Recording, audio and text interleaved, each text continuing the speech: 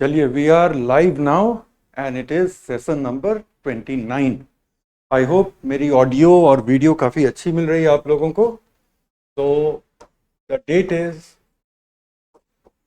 21 नवंबर 2023 और ये है हमारा सेशन 29।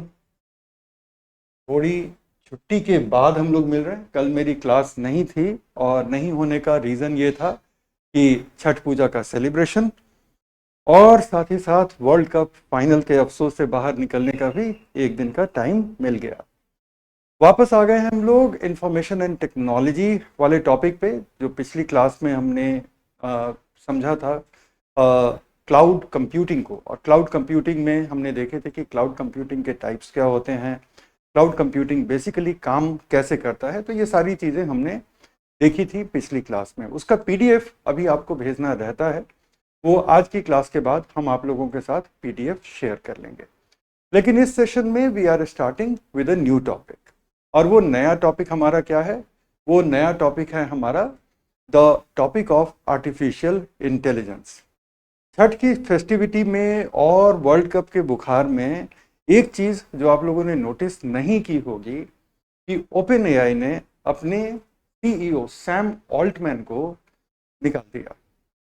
वो सैम ऑल्टमैन जो पूरी दुनिया में नवंबर 2022 के बाद पूरी दुनिया में सैम ऑल्टमैन एआई के फेस बने हुए थे, उन सैम ऑल्टमैन को जो कभी किसी ने कल्पना नहीं की होगी कि सैम ऑल्टमैन निकाले जा सकते हैं, उन सैम ऑल्टमैन को ओपन एआई के बोर्ड ने निकाल दिया। बहरहाल सैम ऑल्टमैन जिस तरह के, जिस टैलेंट के विजनरी व्यक्ति हैं, एक तो टैलेंट है और दूसरा उनके पास विजन है, तो ज़्यादा दिन तक सैम ऑल्टमैन को आप खाली नहीं रख सकते। तो सैम ऑल्टमैन को माइक्रोसॉफ्ट ने अपनी पूरी एआई सिस्टम के रिसर्च लैब को हेड करने के लिए माइक्रोसॉफ्ट ने हायर कर लिया है।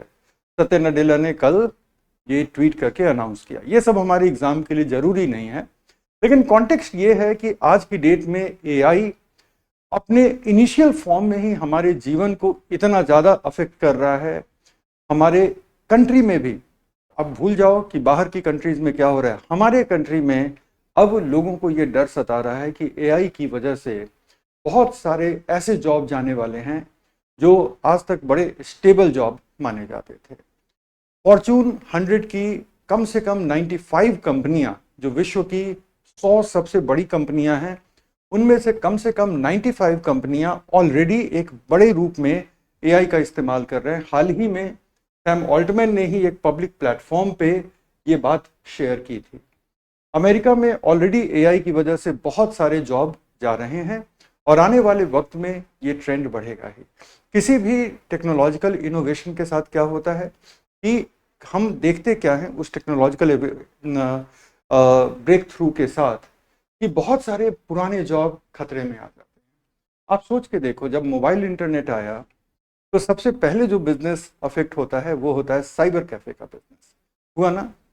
इसी तरह से जब मोबाइल फ़ोन आए और लॉन्ग डिस्टेंस कॉल सस्ते हुए तो फ़ोन बूथ का बिजनेस अफेक्ट होता है। तो we can understand very well कि ये सारी जो चीज़ें हैं, एआई की वजह से जो डिस्ट्रप्शन आ रहा है, ये आने वाले वक्त में बढ़ेगा। कुछ नए जॉब्स क्रिएट होंगे, लेकिन बहुत सारे पुराने जॉब, पुराने करियर भी कह लो कि खतरे में आ जाएंगे। तो आज हम लोग एआई को लेकर के अपने एग्जाम के नज़रिए से एक सिस्टमैटिक नज़रिया डेवलप कर रहे हैं और आप लोगों के चैट अब आने लग गए हैं एंड आई होप कि सारे लोगों की क्लास स्टार्ट हो ही चुकी है। एंड जितने लोगों का गुड मॉर्निंग आ रहा है, जाहिर है गुड मॉर्निंग। आप सब लोगों को बहुत बहुत स्वागत भी आप सब लोगों का। और पहले आप लोग सेटल हो जाइए। टेक्निकल प्रॉब्लम मुझे मत भेजिए चैट में।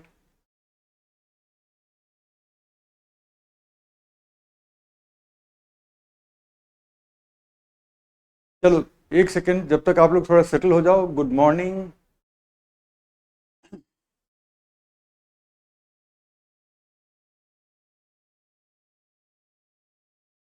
वीडियो नहीं चल रही है, ऐसा तो नहीं होना चाहिए। वीडियो तो मैं तो देख पा रहा हूँ, वो अच्छी खासी चल रही है।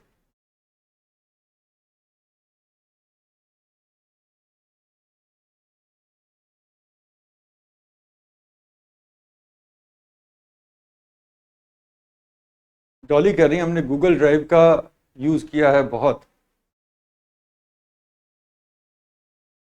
एवरीथिंग इज ओके, वही तो मुझे भी यही लग रहा था। आरती पूछ रही हैं हाउ आर यू सर। आरती मैं बिल्कुल ठीक हूँ और आई होप कि आप लोग भी ठीक हैं। 5 मिनट्स हो गए, अब हम लोग सेटल हो गए होंगे, ठीक है। तो अभी तक तो हम लोग एआई के ऊपर वार्म अप हो रहे थे आज के टॉपिक को लेकर के कि एआई हम लोग पढ़ने क्यों जा रहे हैं। और मैंने थोड़ी सी कहानी भी बताई कि कैसे एआई की दुनिया में भी एक छोटी मोटी खलबली मची हुई है, हालांकि उस खलबली का हमारे एग्ज़ाम की तैयारी से रिलेशन नहीं है। ये जो डेवलपमेंट हुआ है, चाहे कितना भी ड्रामेटिक हो और चाहे सारे मेजर न्यूज़पेपर में इंडिया से लेके ग्लोबल न्यूज़पेपर में ये चल रहा है, लेकिन हमारे एग्ज़ाम के लिए ये ज़रूरी नहीं है। लेकिन हमारे एग्ज़ाम के लिए एक चीज़ जो ज़रूरी है, पहले तो एआई को समझना, फिर एआई कैसे इम्पैक्ट करेगा, क्योंकि इस साल के मेंस में ऑलरेडी ये क्वेश्चन पूछा जा चुका है।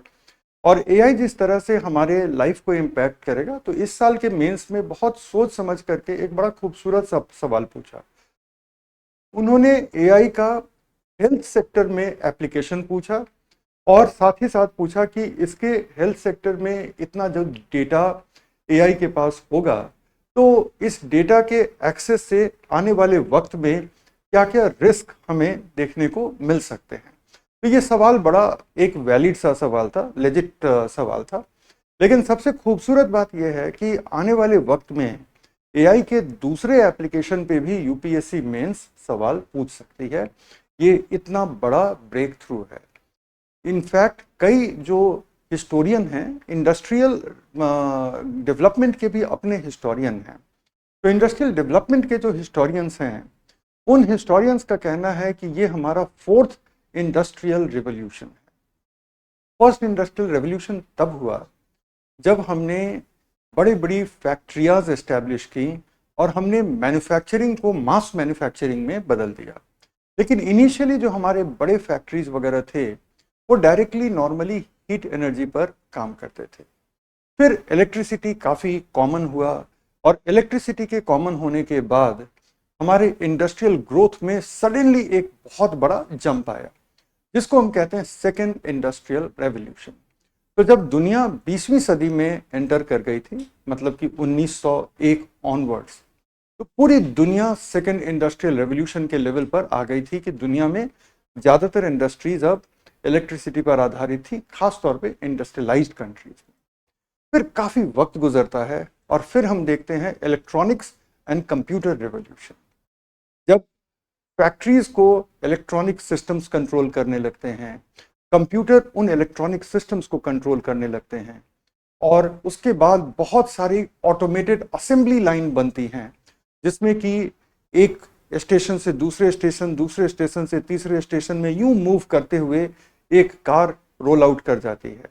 असेंबली लाइन का जिक्र हमने रोबोटिक्स की क्लास में किया था, ठीक है ना।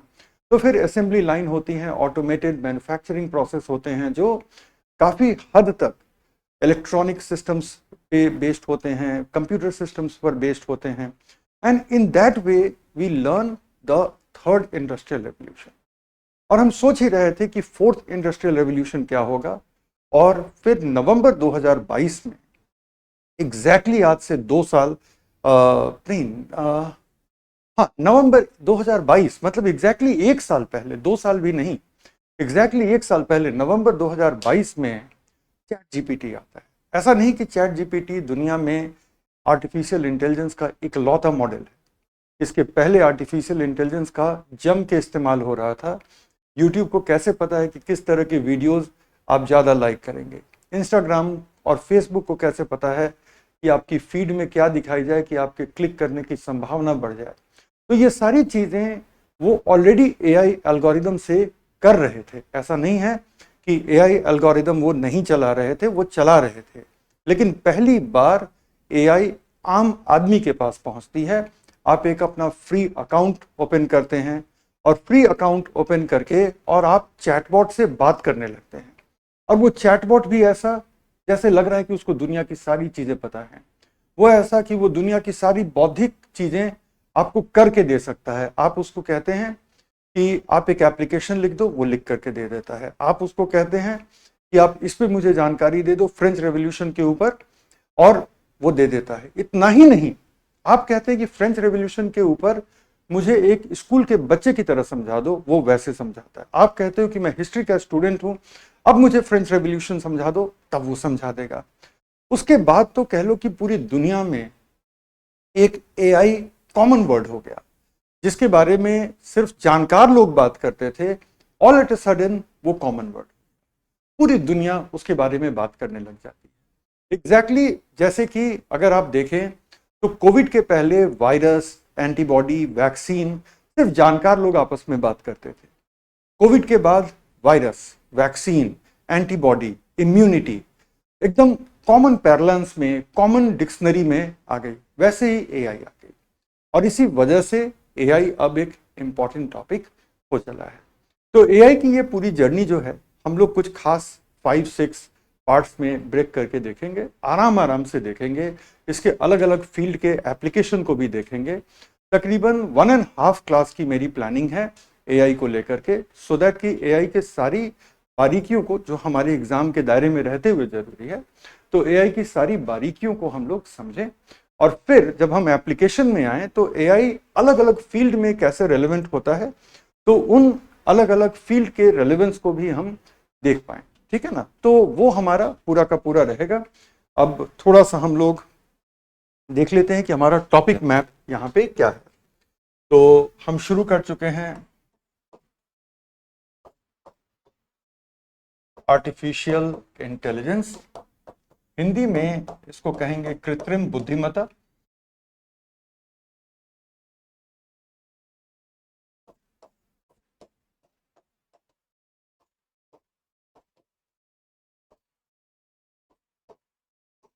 हिंदी में इसको कृत्रिम बुद्धिमत्ता कहेंगे, लेकिन इसके बाद सिर्फ और सिर्फ हम एआई का इस्तेमाल करेंगे। एआई को छोड़ करके और कुछ भी हम अब यहाँ पर इस्तेमाल नहीं करेंगे। ठीक है ना। टॉपिक मैप की हम लोग बात कर लेते हैं, 1 सेकंड रुक जाइए। थोड़ा सा टॉपिक मैप मैंने आप लोगों के लिए बनाया हुआ। तो सबसे पहले हम जो समझने की कोशिश करेंगे, वो हमारी कोशिश होगी कि हम इस वर्ड को डिफाइन करें कि भाई इंटेलिजेंस क्या होती है। आर्टिफिशियल इंटेलिजेंस से इतना तो समझ में आ ही जाता है कि बेसिकली एक कंप्यूटराइज्ड मशीन में अगर इंटेलिजेंस आ जाए तो उसको हम आर्टिफिशियल इंटेलिजेंस कहते हैं। वहां तक कोई दिक्कत नहीं है। लेकिन इंटेलिजेंस क्या चीज होती है, ठीक है, what is intelligence, that is something we have to see before anything else. उसके बाद जाहिर है कि हम लोग आएंगे कि आर्टिफिशियल इंटेलिजेंस क्या है।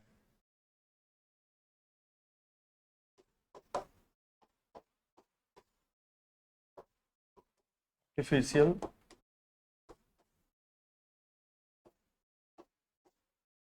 इंटेलिजेंस या एआई क्या है। और जब हम ये देख लेंगे कि एआई क्या है, तब हम ये देख सकते हैं कि एआई के टाइप्स क्या हैं, मतलब कि एआई के प्रकार क्या क्या हैं। और 2 तरह की हम क्लासिफिकेशन देखेंगे। फोर्थ हम देखेंगे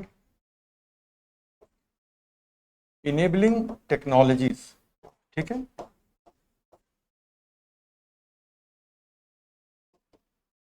इनेबलिंग टेक्नोलॉजी से हमारा मतलब होता है वो टेक्नोलॉजी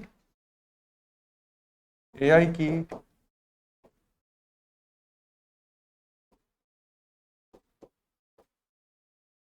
आधारभूत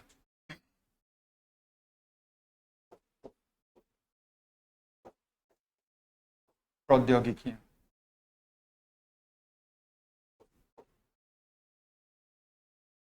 तो कुछ ऐसी बेसिक टेक्नोलॉजीज होती हैं जो एआई का बेसिस बनती हैं। For example machine learning, deep neural learning, computer vision, natural language processing, ये सारी चीजें हैं जो मशीन को एक इंटेलिजेंट मशीन बनाती हैं। फिर हम आते हैं फिफ्थ पे,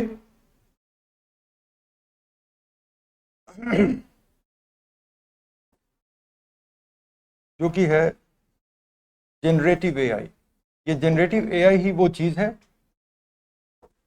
जिसकी वजह से चैट जीपीटी इतना ज़्यादा पॉपुलर हो गया है। और सिर्फ चैट जीपीटी ही नहीं है, मिड जर्नी है, जनरेटिव एआई से वीडियोस बन रहे हैं, जनरेटिव एआई से एनिमेशंस बन रहा है। वैसे ये वीडियो एआई जनरेटेड नहीं है, ये वीडियो में मैं सीधा सीधा आप लोगों के साथ रूबरू हूँ, लेकिन बहुत सारे लोग, इनफैक्ट हमारे कंट्री में आज तक चैनल वालों ने अपने कुछ एंकर्स का एआई अवतार बनाया और उनसे छोटे छोटे न्यूज़ के क्लिप्स पढ़वाए हैं। यूट्यूब पे वीडियो हैं, आप उनको देख सकते हैं, ठीक है।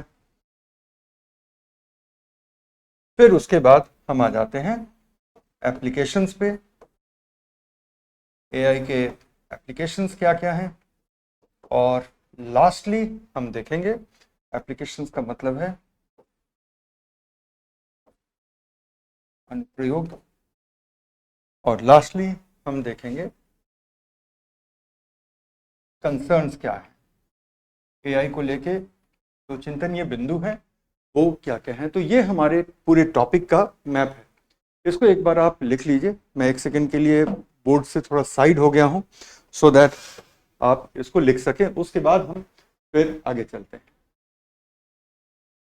मैं जब तक आपके मैसेजेस देख लूं। आज तक वाला थोड़ा फनी लगता है, इसी वजह से तो इसको अभी हम शुरुआती स्टेज का एआई कहते हैं। एआई न्यूज एंकर लीजा को तैयार किया गया। लीजा ही क्यों, जो कुछ बहुत पॉपुलर न्यूज एंकर्स हैं उन एंकर्स का भी एआई अवतार तैयार किया गया है। चलो हो गया है ना, done, good, nice. Let's start with the first topic. ये है फर्स्ट टॉपिक हमारा इंटेलिजेंस का। इंटेलिजेंस का मतलब है बुद्धिमत्ता।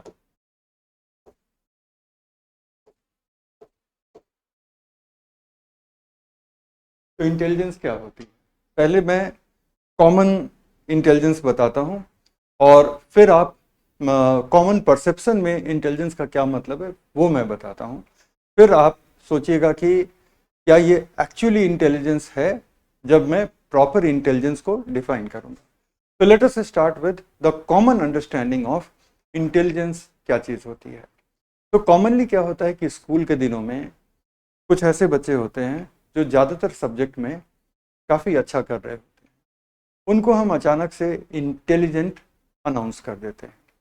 फिर कुछ बच्चे होते हैं जो क्लासेस में एकदम आगे बढ़ करके पार्टिसिपेट करते हैं। नॉर्मली वो सामने के 2 बेंचेस पे ही बैठते हैं, बढ़ चढ़ करके हर क्वेश्चन पे ऐसे हाथ उठाएंगे, ज़्यादातर क्वेश्चन का सही में जवाब भी देते हैं, है ना।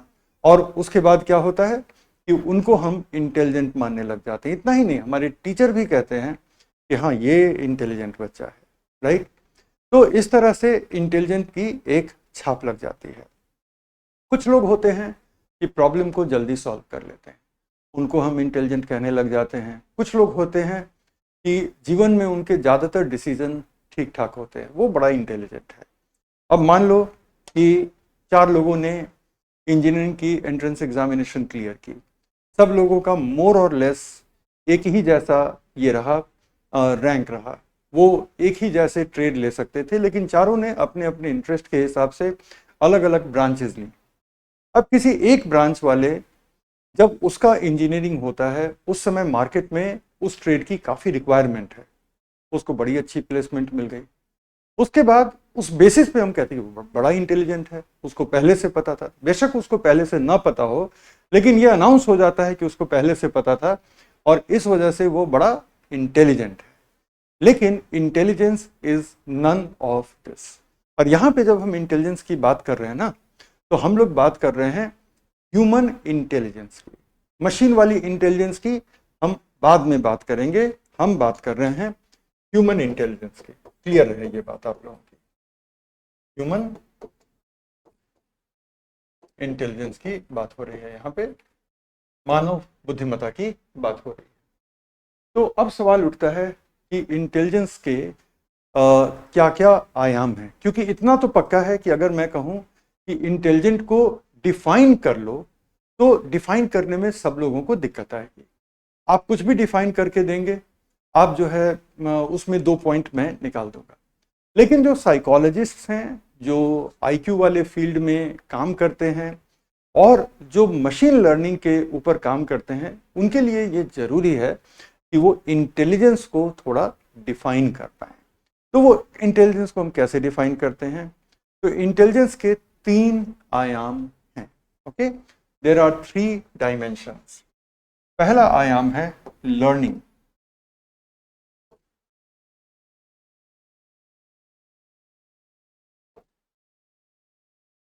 लर्निंग का मतलब है सीखना। दूसरा है पैटर्न फॉर्मेशन, बड़ा जरूरी है।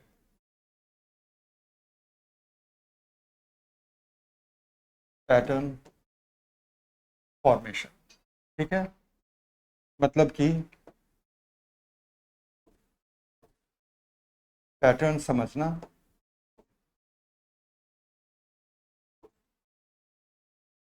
जिसको हम कहते हैं कि वो बड़ा अच्छा एनालाइज कर लेता है। तो बेसिकली हम पैटर्न को समझ रहे होते हैं, और एक बच्चे के एग्जाम्पल से हम आपको समझाएंगे तो यू विल अंडरस्टैंड इट। और तीसरा है सॉल्विंग प्रॉब्लम्स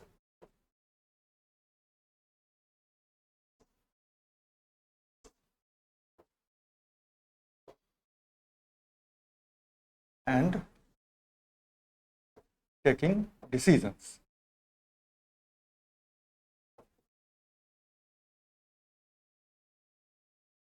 समस्याओं का समाधान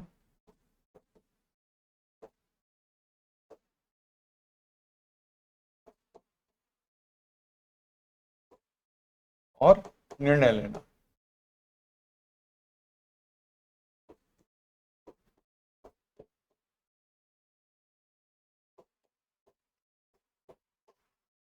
ओके, तो ये 3 चीजें मिल करके ह्यूमन इंटेलिजेंस को तय करती हैं।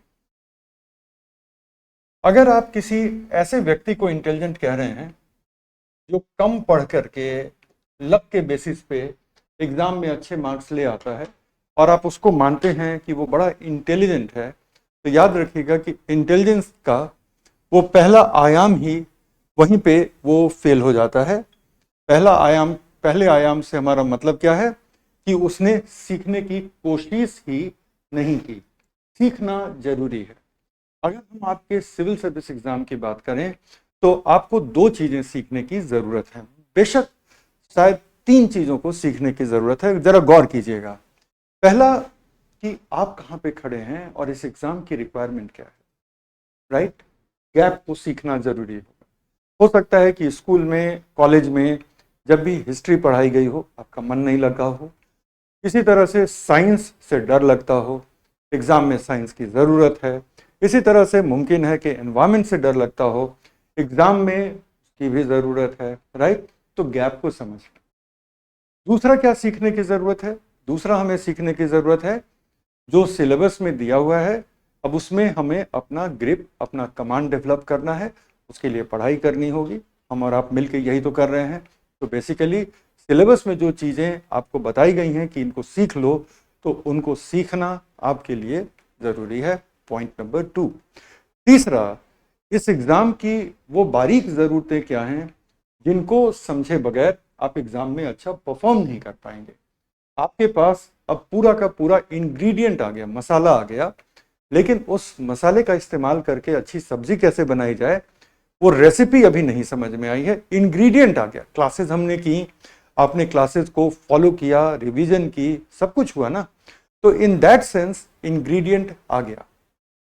लेकिन क्या आपको पूरी की पूरी रेसिपी उन बारीकियों के साथ पता है जिससे आप अच्छा आंसर, अच्छा परफॉर्मेंस कर सकते हैं? शायद नहीं। तो उन नुआंसेस को, इंग्लिश में एक वर्ड है नुआंस, तो उन नुआंसेस को समझना आपके लिए जरूरी है। तो ये सब सीखने वाली बात है। अब क्या होता है कि स्कूल के एग्जाम में कई बार जिस बच्चे की अच्छी तैयारी नहीं है वो थोड़ा गेस कर लेता है, और वो लकी है कि उसने जो गेस कर किया 10 क्वेश्चन, 15 क्वेश्चन, उन 10-15 में से 5-6 क्वेश्चन आ जाते हैं, एग्जाम में उसका परफॉर्मेंस अच्छा हो जाता है और हमें लगता है कि वो इंटेलिजेंट है। वो लकी है, वो इंटेलिजेंट नहीं। और ये इंटेलिजेंट ये वाला जो इंटेलिजेंट है वो उसको ज़्यादा दूर तक नहीं ले जाएगा, क्योंकि वो सच्चा इंटेलिजेंस है ही नहीं। तो सच्चे इंटेलिजेंस में जो सबसे पहली शर्त है वो शर्त है लर्निंग की, सीखने की। जब मशीन्स आर्टिफिशियली इंटेलिजेंट होते हैं तो मशीन बहुत बड़े डेटा से, बहुत बड़े डेटा सेट से चीज़ों को समझते हैं। बगैर उस डेटा सेट से चीज़ों को समझे मशीन नहीं काम कर पाएंगे, जैसे कि आप उनसे काम लेना चाहते हैं आर्टिफिशियल इंटेलिजेंस के फील्ड में। दूसरा है पैटर्न फॉर्मेशन। पैटर्न फॉर्मेशन को थोड़ा सा हम लोग 1 मिनट के लिए पॉज देते हैं और लर्निंग वाले पॉइंट को हम लोग समझते हैं। ठीक है,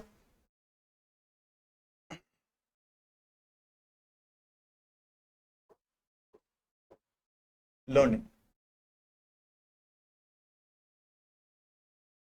लर्निंग में सबसे पहले 3 सोर्सेज हैं। फर्स्ट स्रोत, जिनको हम कहते हैं टेंजिबल सोर्सेज। ठीक है। दूसरा क्या है हमारी लर्निंग के मामले में? दूसरा है हमारे लर्निंग के मामले में जिसको हम कहते हैं ऑब्जर्वेशंस। सारे एग्जाम्पल हम देंगे, जिसका मतलब है देख करके सीखना, प्रेक्षण करके सीखना। और तीसरा है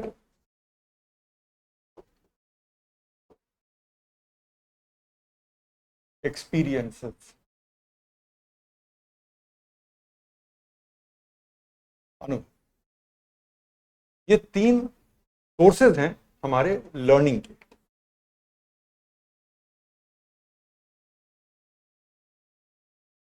थ्री सोर्सेज। अब हर चीज को हिंदी में तो ट्रांसलेट करने की जरूरत नहीं है, सोर्सेज का मतलब स्रोत होता है।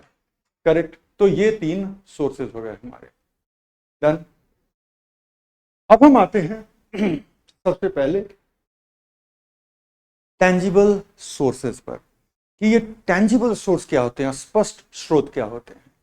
तो हम लोग अपनी ही हिस्ट्री में जाते हैं और देखते हैं कि आज तक हमने कहाँ कहाँ से और क्या क्या चीज़ें सीखी। आप आज जो भी हो ना, वो इन तीनों सोर्सेज से सीख करके हो। बहुत लोग पढ़ लिख करके अपने अनुभवों से नहीं सीख पाते, अपने ऑब्जर्वेशन से नहीं सीख पाते, तो उनको जो है ना, लोग कहते हैं कि ये पढ़ा लिखा बेवकूफ़ है। ठीक है, पढ़ लिख गया तो टेंजिबल सोर्स की नॉलेज जो है ना उसको मिल गई, टेंजिबल सोर्सेज की नॉलेज तो उसको मिल गई थी, लेकिन बाकी चीज़ें उसको नहीं मिली। ये वाली ऑब्जर्वेशन वाली नॉलेज नहीं मिली, या तो उसको ऑब्जर्वेशन करने का मौका नहीं मिला, या फिर उसको जो है जब उसने ऑब्जर्व किया तो उस ऑब्जर्वेशन से उसने सीखा नहीं। तो कोई एक चीज तो कुछ गड़बड़ हुई है जिसकी वजह से वो सीख नहीं पा रहा। ठीक है, अब आपको हम थोड़ा एग्जाम्पल देके समझाएंगे तो आपको एकदम से मजा आ जाएगा। बिहार में, ठीक है, मैं बिहार से हूँ, तो वहाँ का एक एग्जाम्पल है। मैं कम ही एज में था, मेरे ख्याल से मैं अभी जूनियर स्कूल में रहा हूँ। राइट।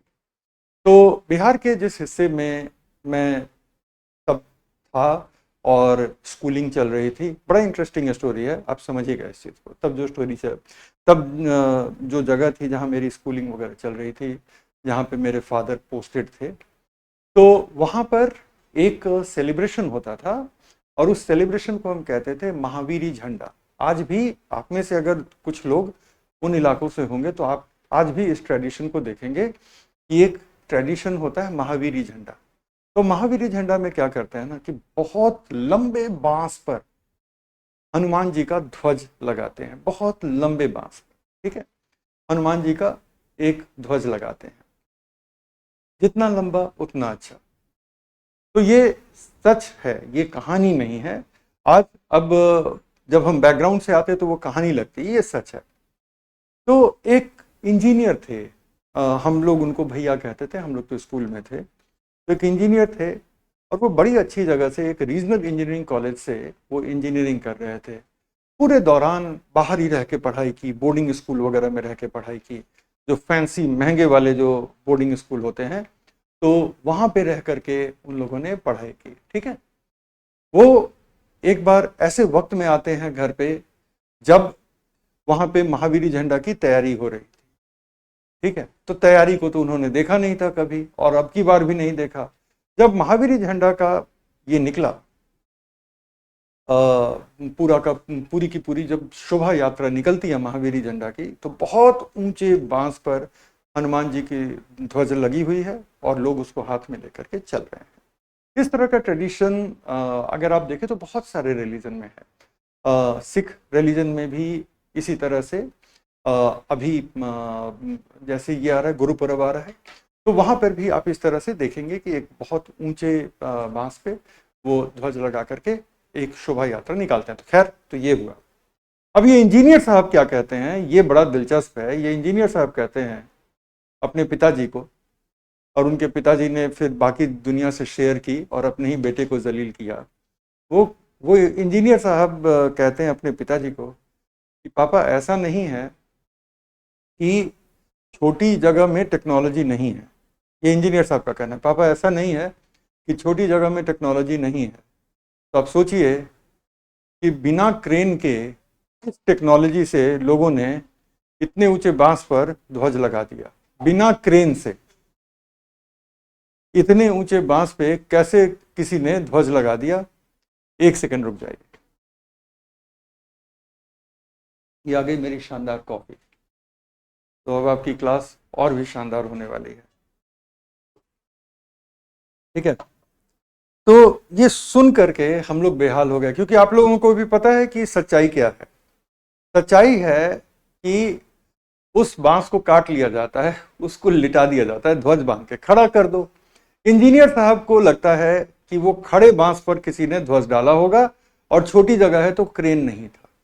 ठीक है, देखो सुन के मजा आ गया ना। तो ये होती है अंग्रेजियत। अंग्रेजियत का मतलब कि जब आप सिर्फ स्कूल और टेंजिबल नॉलेज में एकदम से आगे हो गए, ठीक है ना, और फर्स्ट ही आ रहे हैं, कॉलेज में गोल्ड मेडल भी ले लिया, और व्यवहारिकता में जीरो है। तो इंजीनियर साहब में क्या कमी थी? लर्निंग में, लर्निंग फ्रॉम टेंजिबल सोर्सेज। मैं उम्मीद करता हूं कि कंपटीशन से गए तो पढ़ने में तो अच्छे होंगे ही, राइट। कॉलेज में जाकर के भी थोड़ी पढ़ाई की ही होगी, है ना। तो टेंजिबल सोर्स में मुझे नहीं लगता कि इंजीनियर साहब में कोई कमी थी। कमी कहां थी? इंजीनियर साहब में कमी थी ऑब्जर्वेशन नहीं किया, या तो मौका नहीं लगा, या उन्होंने एफर्ट नहीं लिया। तो देखिए, कहीं भी जाइए तो चीजों को ऑब्जर्व कीजिए। हमारे बिहार में एक शब्द है, वो पता नहीं हिंदी के डिक्शनरी में है कि नहीं है, चुपचाप चीजों को देखना और नई चीजों को समझने की कोशिश करना, फिर अपना स्टेप डिसाइड करना कि अब इसके बाद क्या करें। उसको कहते हैं गमना। अगर आप में से कोई बिहार से है, और खूब सारे ही लोग होंगे, ठीक है। अभी उन इंजीनियर साहब का मुझे नहीं पता कि इंजीनियर साहब कहाँ हैं, लेकिन बिहार में एक शब्द मैंने सुना है, उत्तर बिहार में, उसको कहते हैं गमना। सुने हैं आप लोग गमना? तो गमने का मतलब क्या है ना, कि हम बस ऑब्जर्व कर रहे हैं, समझ रहे हैं, अभी हम स्टेप लिए नहीं है। मान लीजिए कि हम जिंदगी में पहली बार फ्लाइट लेने गए। अब बड़ी सारी फॉर्मेलिटीज होती हैं। पहले आप अपना बोर्डिंग पास इशू कराइए, लगेज को स्कैन कराइए, फिर जो बड़े वाले लगेज है उसको जमा कराइए, छोटे वाले लगेज को सिक्योरिटी में लेकर जाइए, सिक्योरिटी में भी मोबाइल को निकाल करके ट्रे में रखिए, और विदेश में है तब बेल्ट और जूता भी निकाल करके ट्रे में रखिए। जी, ये भी होता है। और वो सब करके तब आप सिक्योरिटी पार करते हैं, फिर आप एक नियत बोर्डिंग गेट पे जाते हैं, वगैरह वगैरह। ठीक है, तो ये सारी चीजें जो है ना, और ये जो गमना शब्द है, ये आपके पिताजी ज्यादा यूज कर रहे होंगे, आपके जनरेशन में ये नहीं चल रहा होगा, राइट। तो ये सारी चीजें, जब कोई नया व्यक्ति जो जिंदगी में पहली बार फ्लाइट ले रहा है, उस नए व्यक्ति के लिए उसको कुछ भी नहीं पता, इसकी कोई कोचिंग नहीं होती, राइट, कि पहली बार फ्लाइट कैसे लें। अब वो क्या करेगा? वो अगर इंटेलिजेंट है तो वो वहां जा करके 1 मिनट रुकेगा। पहले तो आप थोड़ा टाइम लेकर के जाओ, 1 मिनट रुकेगा, देखेगा कि मेरी तरह जो लोग आ रहे हैं वो कहाँ जा रहे हैं। हर कोई गेट से दाखिल होता है, तो देखते हैं कि वो अपने एयरलाइन के काउंटर पे जा रहे हैं। तो उसने क्या किया, ऑब्जर्व किया और समझा और अपना अगला स्टेप लिया कि मेरी तरह जितने लोग गेट से दाखिल हो रहे हैं, पहले वो अपने एयरलाइन के काउंटर पे जा रहे हैं और उनको कोई पर्ची मिल रही है, उनको मान लो बोर्डिंग पास भी नहीं पता है तो उनको एक पर्ची मिल रही है। डन। इसी को ऑब्जर्वेशन कहते हैं। और वो लोगों को देख देख करके चीजों को समझेगा, लोगों को देख देख करके चीजों को समझेगा। तो ऑब्जर्वेशन का बड़ा रोल है लर्निंग में। तो ये हम इंटेलिजेंस की जब बात कर रहे हैं तो आप इसको अपने जीवन में भी आत्मसात कर सकते हैं, एब्जॉर्ब कर सकते हैं कि सिर्फ टेंजिबल सोर्सेज से ज्ञान नहीं मिलता, आपको बहुत चीजें, बहुत व्यवहारिक चीजें जो आपको जीवन में सफल बनाने में बहुत ज्यादा योगदान देगी, बहुत ज्यादा योगदान देगी, दैट इज ऑब्जर्वेशन। अगर मैंने अपने बचपन में ऑब्जर्व नहीं किया होता तो आज मैं हिंदी मीडियम में नहीं पढ़ा सकता था, बिल्कुल नहीं पढ़ा सकता था, क्योंकि मेरी पढ़ाई शुरुआती 5-6 साल के बाद इंग्लिश मीडियम में, उसके बाद इंग्लिश ही मेरा एकेडमिक लैंग्वेज रहा। 20 साल से नॉन स्टॉप इंग्लिश मीडियम में मैं पढ़ा रहा हूं। हिंदी मीडियम में मुझे कहीं कोई असहजता नहीं हो रही। वो इसलिए क्योंकि मैंने ऑब्जर्व किया, जिन जगहों पे मैं पला बढ़ा वहां पे लोगों की लैंग्वेज को सुनी, एब्जॉर्ब किया, सीखा। तो ये ऑब्जर्वेशन से आप सीख। तीसरा, अनुभव। अनुभव क्या हुआ, मान लो कि आपने एक बार बिल्कुल अभी प्रेशर कुकर खुला है और आपसे एकदम अपने आप को रोका नहीं जा रहा है। प्रेशर कुकर खुलते ही आपने वहां से एक चम्मच में कुछ उठाया और मुंह में डाल दिया, क्या होगा, मुंह जल जाएगा, जलेगा ही नहीं, बुरी तरह से जल जाएगा। जिंदगी में आप कभी दोबारा ये गलती नहीं करोगे। आप जिंदगी में एक ही बार कीचड़ पे, जो स्लिपरी कीचड़ होती है जिसको हम काई कहते हैं, ठीक है, जिंदगी में एक ही बार आप उस पर फिसलोगे। तो ये चीजें हम कहां से सीखते हैं, अनुभव से सीखते हैं, राइट। तो हमारे सीखने के 3 सोर्सेस होते हैं। टेंजिबल, जैसे कि किताबें हो गई, वीडियोस हो गए, लोगों के लेक्चर हो गए, लोगों के सेमिनार हो गए, ये सारे के सारे आपके टेंजिबल सोर्सेज हैं। They are known to be sources of knowledge. Magazine हो गए वगैरह वगैरह। ऑब्जर्वेशन, जहां पे कुछ भी टेंजिबल नहीं है लेकिन आप वहां पर अपने आप को बस ऑब्जर्व करने का मौका दे रहे हो और ऑब्जर्व करने के मौका दे करके आप चीजों को सीख रहे हैं। डन। और लास्टली क्या है, लास्टली है हमारे अपने एक्सपीरियंसेस। तो लर्निंग के ये 3 सोर्सेज हैं। ये स्टोरी क्लियर है आपको? इसके नीचे मैं बस 2-3 पॉइंटर्स लिख देता हूं आप लोगों के लिए, जो कि काफी होगा। टेंजिबल सोर्स जैसे कि बुक्स, वीडियोस, डेटा मतलब आंकड़े, किसी भी तरह का डेटा हो सकता है, books, videos, data, lectures and seminars, journals and periodicals. Periodicals क्या होते हैं, जो पत्रिकाएं वगैरह होती हैं, और इसके बाद एटसेट्रा लगा देते हैं। इस तरह के अस्पष्ट सोर्सेज की कोई खास कमी तो है नहीं इस दुनिया में, ठीक है। क्यों ना मैं इस वाले हिस्से का थोड़ा सा कलर आप लोगों के लिए चेंज कर दूं, कलर का ऑप्शन भी तो होगा ही ना कहीं। लो, तो अब क्लियर हो गया, ठीक है। सो ये सब आपके अस्पष्ट स्रोत हैं। ऑब्जर्वेशन, जो आप खुद से चीजों को ऑब्जर्व कर पाते हैं, ठीक है, तो इसको हम कहते हैं users observation of the surrounding. Users observation of the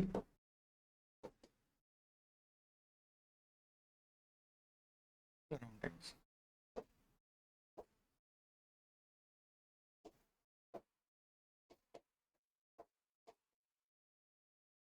आसपास की चीजों और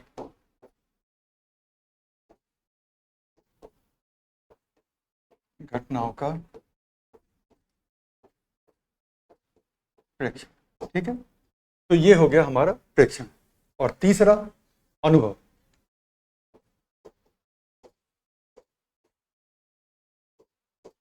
स्वयं के जीवन। और यहां पे कोई फिलोसॉफिकल बात नहीं हो रही है, यूजर्स लाइफ एक्सपीरियंसेस, बस सिंपल सिंपल सी कि आपने ये किया, उसका नतीजा ये निकला। अब मान लो कि किसी ने कह दिया कि ये बुक पढ़ के चले जाओ और इससे जो है साइंस टेक के सारे सवाल आ जाएंगे। आप वाकई में ऐसा ही करते हो और सवाल आते नहीं हैं, फिर आप क्या करोगे? अगले अटेम्प्ट में उसको नहीं पढ़ोगे। दैट इज व्हाट अनुभव। तो जीवन के अनुभव को लेकर के ज्यादा फिलोसॉफिकल नहीं होना, क्योंकि जब हम जीवन के अनुभव शब्द का इस्तेमाल करते हैं तो हम काफी फिलोसॉफिकली भी सोचते हैं। नहीं, फिलोसॉफिकली नहीं, बस ऐसे ऐसे कीचड़ पे कदम रखा और अपने आप को बैलेंस नहीं किया, गिर गए, है ना। इसी तरह से अचानक से कुछ गर्म मुंह में रख लिया, मुंह जल गया। जिंदगी में ये गलतियां दोबारा हम नहीं करते। दैट इज अनुभव, राइट। तो ये हो गया। पैटर्न फॉर्मेशन बड़ा जबरदस्त है, जो आपको एक्चुअली इंटेलिजेंट बनाता है। पैटर्न फॉर्मेशन का मतलब क्या होता है कि जनरलाइजेशंस को क्रिएट करना। जनरलाइजेशंस को क्रिएट करने का मतलब क्या होता है कि हम एक चावल को मान लो चावल कुक हो रहा है, ठीक है, आपने एक चावल को निकाला चम्मच से और उसको हाथ से 2 उंगलियों के बीच में दबाया और आपको यह पता चल जाता है कि ये चावल अभी कुक हुआ है कि नहीं हुआ है। इसके लिए आपको पूरे के पूरे चावल को लेकर के एक एक करके दबाने की जरूरत नहीं है। एक टाइम में अगर आम आप पेड़ों से तोड़ते हैं और एक ही जैसी परिस्थितियों में उनको आप पकने के लिए छोड़ देते हैं, मान लो पुआल पे बिछा करके छोड़ दिया या जैसे भी एक तरह की परिस्थितियों में अगर आपने उसको पकने के लिए छोड़ दिया, तो आप मान के चल सकते हैं कि अगर 2-3 आम पक गए हैं उस लॉट के, तो बाकी आम भी पक गए। तो इसको कहते हैं पैटर्न फॉर्मेशन। तो ये मेरे बचपन की एक कहानी कि जब मैं बहुत छोटा था तो कई बार खाने को लेकर बड़ा बेचैन हो जाता था। वैसे में एक बार ऐसा हुआ कि कुछ बना था और अभी कुकर बस चूल्हे से उतरा ही था। मुझे कुकर खोलना नहीं आता था, लेकिन खाने की बेचैनी में मैंने कुकर को छू दिया। कुकर को छू दिया, हाथ जल गया, बुरी तरह से नहीं, वो छूते ही एक रिफ्लेक्स एक्शन होता है, लेकिन हाँ, हाथ जल गया। और ये बात मैंने जो है, मतलब ये बात उतनी भी पुरानी नहीं कि मैं इसको भूल गया हूं, ये मेरी अपनी मेमोरी में है कि चूल्हे से अभी अभी उतरा कुकर मैंने छू दिया, मेरा हाथ जल गया। उसके बाद ऐसा नहीं है कि चूल्हे से अभी अभी उतरा कढ़ाई अब मैंने छू लिया कि अच्छा कुकर गर्म रहा होगा, कढ़ाई गर्म नहीं रहा होगा, या सॉसपेन गर्म नहीं होगा, ऐसा नहीं। दिमाग पैटर्न फॉर्म कर देता है। दिमाग आपका पैटर्न फॉर्म कर देता है कि कोई भी बर्तन जो चूल्हे से अभी उतरा है वो गर्म होगा, छुओगे तो हाथ जल जाएगा। ऐसा कोई बच्चा नहीं होता, कोई बच्चा नहीं होता कि कुकर से हाथ जला है ना कढ़ाई से हाथ नहीं जलेगा, कढ़ाई से हाथ जला है ना कुकर से नहीं जलेगा, सॉसपेन से नहीं जलेगा। कभी किसी बच्चे को सुना है कि चूल्हे से उतरे अलग अलग बर्तनों को छू छू करके वो हाथ जला रहा हो? कभी सुना है? नहीं सुना है, राइट। जनरलाइजेशंस इसी को कहते हैं, पैटर्न फॉर्मेशन इसी को कहते हैं कि हमारा दिमाग एक इवेंट को लेकर के बाकी इवेंट से जोड़ करके एक पैटर्न फॉर्म करता है, और ये पैटर्न फॉर्म करना आपकी लर्निंग को एक्सेलरेट करता है। तो जो हमारा सेकंड चीज है वो यही है कि अलग अलग डेटा को जोड़ करके और उनका इंटर रिलेशन समझना। तो जैसे एक बार कुकर को छू करके मैंने हाथ जलाया, तो उससे क्या हुआ कि मैंने इंटर रिलेशन समझा कि चूल्हे से उतरा हुआ बर्तन अब मुझे कुकर नहीं दिख रहा था, ठीक है, चूल्हे से उतरा हुआ बर्तन गर्म होता है। तो ये इंटर रिलेशनशिप मैंने समझा। इसके बाद कुछ और चीजें आप समझते हो। इसी को अगर आप आगे ले जाकर के देखोगे तो आप ये देखोगे कि वो चाहे गैस का चूल्हा हो या तेल वाला स्टोव हो जो कि अब नहीं होता, या वो लकड़ी या कोयले का चूल्हा हो, किसी भी चूल्हे से उतरा हुआ, ऐसा नहीं कि गैस चूल्हे से उतरा हुआ।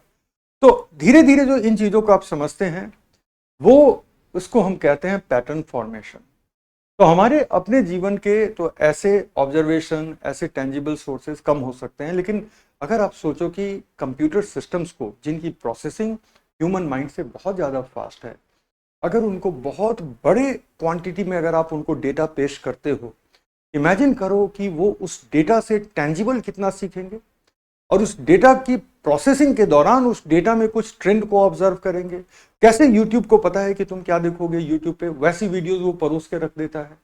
कैसे इंस्टाग्राम को पता है कि किस तरह के रील्स में आप हिट करोगे क्लिक और देखोगे, तो उसको पता है ना। उसने आपके इंस्टाग्राम यूज को, उसने आपके यूट्यूब के यूज को ऑब्जर्व किया है, राइट। और फिर पैटर्न फॉर्म किया है एक यूजर प्रोफाइल का कि आप राकेश कुमार हैं, आप ये देखते हैं।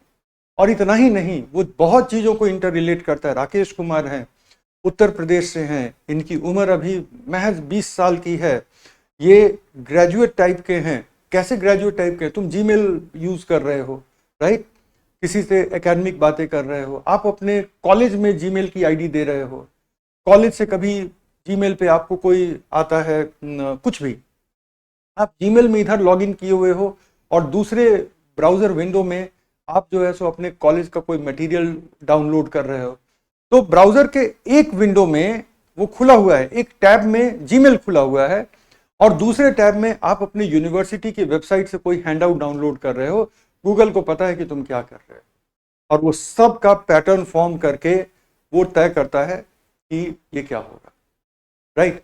तो इस तरह से पैटर्न फॉर्मेशन इंसान के लिए भी जरूरी है और मशीन के लिए भी जरूरी है। अगर सिर्फ सीखा और पैटर्न नहीं फॉर्म किया, सिर्फ सीखा और पैटर्न नहीं फॉर्म किया, तो वो बेकार है।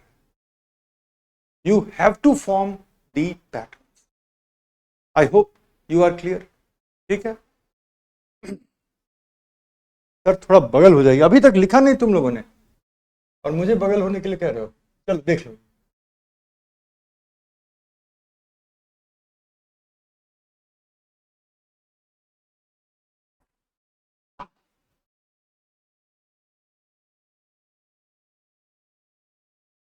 नाउ सेकंड थिंग,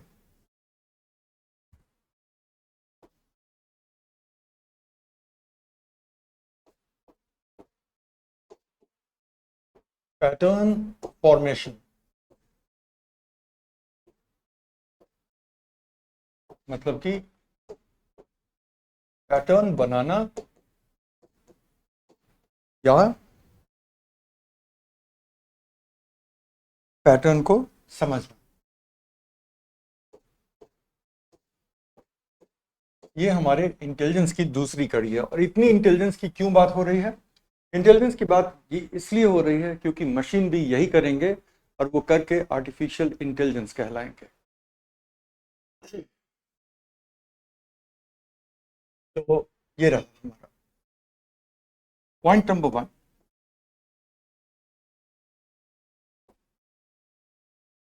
कि जो हमारे आंकड़े हैं, आंकड़ों या कह लो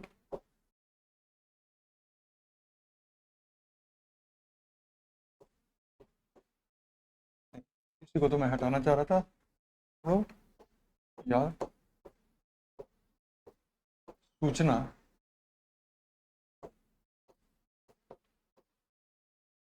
बीच अंतर संबंध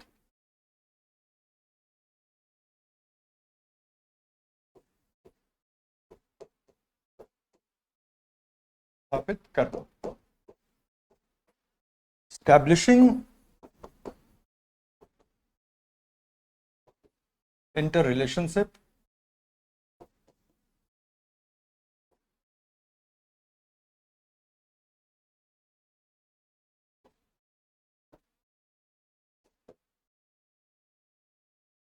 among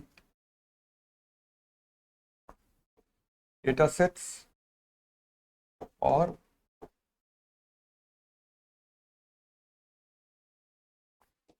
इंफॉर्मेशन। तो ये करना है आपको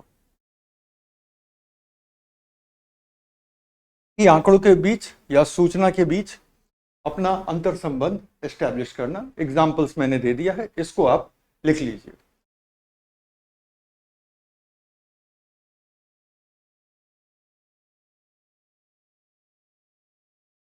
दूसरा पॉइंट क्या है?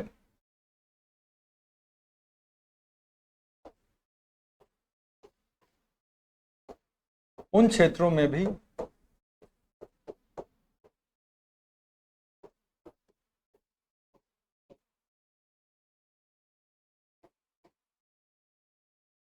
अनुप्रयोग जहां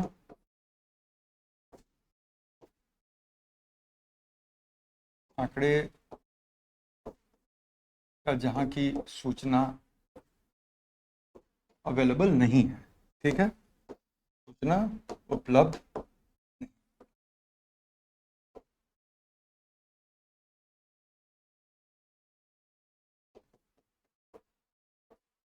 Extrapolating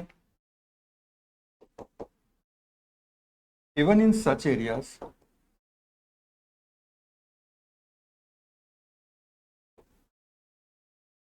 where clear data or information is not available. Correct. तो आप उन क्षेत्रों में भी इसका अनुप्रयोग करेंगे जहां के आंकड़े या जहां की सूचना आपके पास उपलब्ध नहीं है, वहां भी एक्स्ट्रापोलेट करोगे। जरूरी नहीं है कि पैटर्न बनाते वक्त आप सिर्फ उन्हीं चीजों का पैटर्न बनाते हो जहां की सूचना आपको उपलब्ध है। मान लो कि एक बार आप मुंबई एयरपोर्ट पे चेक इन करना, प्लेन में बोर्ड करना सब सीख जाते हो, तो उसी को आप लंदन एयरपोर्ट पे अप्लाई करोगे ना। हो सकता है कि वहां का सिस्टम थोड़ा सा अलग हो, लेकिन कमोबेश वही सिस्टम होगा। तो ऐसा नहीं है कि जब आप पैटर्न फॉर्म करते हैं तो सिर्फ ज्ञात सूचना या ज्ञात आंकड़ों पर आप पैटर्न फॉर्म करते हैं। यहां पर पैटर्न फॉर्म करने के लिए आपके पास एक और ऑप्शन, एक और पैटर्न हम देखते हैं, और वो पैटर्न यही होता है कि हम उसको एक्स्ट्रापोलेट करते हैं। वहां पे भी हम ऐसे एरियाज में उसको लगाने की कोशिश करते हैं जो कि हमें पता नहीं है, बावजूद उसके हम वहां पे उसको अप्लाई करते हैं। तो second thing is pattern establishment. क्योंकि जब आप पैटर्न एस्टैब्लिश कर लेते हैं तो एक चीज बहुत क्लियर हो जाती है कि आप ऐसे प्रॉब्लम को सॉल्व करने के लिए रेडी होते हैं जिन प्रॉब्लम से आज तक आप फेस टू फेस नहीं हुए। मतलब दूसरे वर्ड्स में बोलें तो नए प्रॉब्लम्स को आप कैसे सॉल्व करते हैं। पुराने प्रॉब्लम्स को सॉल्व करते हुए आपने जो पैटर्न फॉर्म किया है, उस पैटर्न के बेसिस पे अब आप नए प्रॉब्लम को सॉल्व कर रहे हैं। इसी को हम कहते हैं पैटर्न फॉर्मेशन।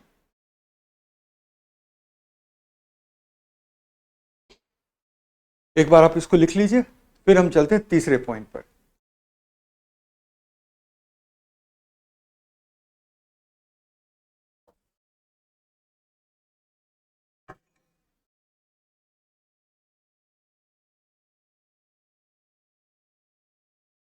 आई होप कि आप लोगों ने लिख लिया।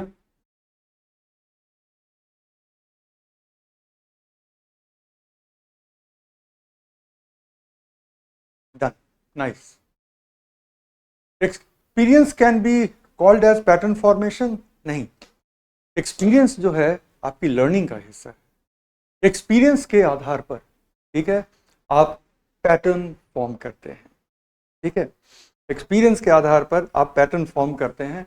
हल्के फुल्के तो मैं 50 एग्जाम्पल दे दूंगा। ठीक है, हिंदी गानों में ऐसे ऐसे एग्जाम्पल मिल जाएंगे जिससे कि आप समझ जाएंगे कि पहले एक्सपीरियंस होता है और फिर कैसे आप पैटर्न फॉर्म करते हैं। आप देखते हो हिंदी फिल्मों में एक सिचुएशन आती है कि हीरो का या हीरोइन का, किसी का दिल टूट जाता है ना, अपने प्रेम प्रसंग में दिल टूट जाता है। उसके बाद गाने के थ्रू वो इस तरह की कस्में खाते हैं कि अब किसी से भी दिल नहीं लगाएंगे। तो व्हाट इज दैट? दिल टूटना इज एक्सपीरियंस, किसी से दिल नहीं लगाना is pattern formation. Are you getting it? Buddhism philosophy में यही बात कही गई है पैटर्न फॉर्मेशन में कि desire is the cause of all sorrow. जो आपके तमाम दुख हैं वो आपके डिजायर से उत्पन्न होती हैं। अगर आप अपने डिजायर को हैंडल करना सीख जाएंगे, है ना, डिजायर को हैंडल करना सीख जाएंगे, तो आपके दुख अपने आप कहीं चले जाएंगे। तो अब एक्सपीरियंस और पैटर्न फॉर्मेशन समझ में आ गया। क्या बस एक करे कि रियल में भी होता है सर, अब पता नहीं, अब वो आप समझिए, ठीक है, वो आप समझिए। लेकिन आई होप आपने एक्सपीरियंस और पैटर्न फॉर्मेशन समझ लिया, और ये भी समझ लिया कि एक्सपीरियंस पहले हुआ, पैटर्न फॉर्मेशन बाद में हुआ। मधुप्रिया कह रही मैच से दिल टूट गया है, नहीं उतना नहीं टूटा है, दोबारा मैच देखोगे जब मैच होगा तो वो दिल टूटना नहीं होता है। चल, अब थर्ड है प्रॉब्लम सॉल्विंग, क्योंकि चाहे वो कंप्यूटर मशीन हो या ह्यूमन लाइफ हो, नए सिचुएशंस आएंगे जिन सिचुएशंस में आपको या तो डिसीजन लेना होगा या आपसे कुछ एक्सपेक्टेड होगा, तो उस प्रॉब्लम को आप सॉल्व करेंगे। और सॉल्व करने का रीजन क्या होगा, सॉल्व करने का बेसिस क्या होगा, यही दो चीजें सॉल्व करने के बेसिस होंगे, आपकी लर्निंग और लर्निंग से निकला हुआ पैटर्न। अगर आपने लर्निंग की और पैटर्न नहीं फॉर्म किया तो आपकी प्रॉब्लम सॉल्विंग अच्छी नहीं होगी। और अगर आपका लर्निंग भी एक सोर्स से रहा तो वो लर्निंग भी आधा अधूरा है। आप गांव में देखेंगे कि लोग अपने अनुभव और ऑब्जर्वेशन वाली लर्निंग में बड़े स्मार्ट होते हैं, लेकिन उनमें किस चीज की कमी है, क्यों वो जीवन में उतने सफल नहीं हो पा रहे? क्योंकि उनको टेंजिबल सोर्स की लर्निंग अनफॉर्चुनेटली नहीं मिली। इसी तरह से आप देखोगे कि कई लोग हमेशा शहर में रहे तो उनको वो वाली लर्निंग, एक ऑब्जर्वेशन वाली लर्निंग और एक्सपीरियंस वाली लर्निंग नहीं मिली। तो लर्निंग अब याद रखना, और उसके बाद ऑब्जर्वेशन, उसके बाद पैटर्न फॉर्मेशन, तब हम आते हैं इस चीज पे, प्रॉब्लम सॉल्विंग पे। पैटर्न फॉर्मेशन ही है कि आपने एक बार, जैसे कोई भी स्टूडेंट मुझे कहता है सर मेरा आंसर चेक कर दीजिए, मैं कहता हूं कि मैं तुम्हारे 5 आंसर ही चेक करूंगा, 5 से ज्यादा कभी नहीं करूंगा। एक बार में एक लाओ, फिर मैं चेक करूंगा। मैं तुम्हें जो चीजें बताऊंगा दोबारा उन गलतियों को मत करना, अगली बार आना तो नई गलती लेकर आना। उन गलतियों को लेकर आओगे तो दूसरी कॉपी ही नहीं चेक करूंगा, इट मीन्स कि तुम उस पर काम नहीं कर रहे हो। अगली बार नई गलतियां लेकर आना। फिर वो दूसरी कॉपी आती है। फिर वो, सच में कई स्टूडेंट होते हैं जब पुराने वाली गलती नहीं करते, अब वो उनसे कोई और चूक हो गई, कोई बात नहीं, मैंने उस पर फीडबैक दिया, तीसरी बार आते हैं उनका आंसर इतना सुंदर ऑलरेडी होता है कि मुझे अब लगता है कि अब उनसे गलती नहीं हो रही है, ये चीज कमी रह गई है, उसको बता दो कि अब इस पे काम करो। अगली बार वो आंसर लेकर आते हैं तो वो अपने आप में परफेक्ट आंसर होता है। पांचवा आंसर जो है वो, बस परफेक्शन को हम डबल श्योर करना चाहते हैं कि तुम जो इतना अच्छा चौथा आंसर लिख कर लाए थे वो तुक्के में हो गया था, या तुम अब उस कला को समझ गए, इसलिए पांचवा आंसर दिखाओ। और उसके बाद पैटर्न फॉर्मेशन ये कहता है कि जाओ इसी फंडे को जाके अपने ऑप्शनल में और जाकर के अपने जीएस में अप्लाई करके आ जाना। That is what pattern formation. ठीक है, दैट इज पैटर्न फॉर्मेशन। कि अब आपने जब समझ लिया कि अच्छे आंसर की बारीकियां क्या हैं, all that you have to do is to apply it in GS, you have to apply it in optional subject, क्योंकि वो जो बेसिक जो फंडामेंटल्स है ना गुड आंसर राइटिंग के, वो नहीं बदलते, वो बिल्कुल नहीं बदलते, राइट। तो आई होप कि अब आप समझ गए हो कि प्रॉब्लम सॉल्विंग में इन दोनों चीजों की कितनी जरूरत है। तो अब हम आते हैं तीसरे वाले पॉइंट पर, and that is taking decisions and problem solving. Taking decisions and problem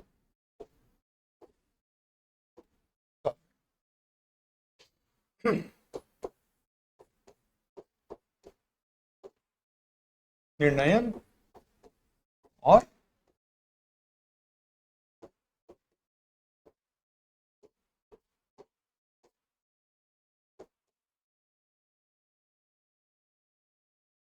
ये हो गई हमारी थर्ड पार्ट ऑफ इंटेलिजेंस, मतलब कि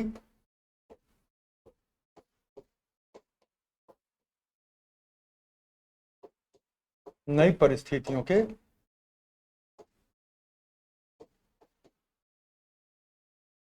अनुसार या नई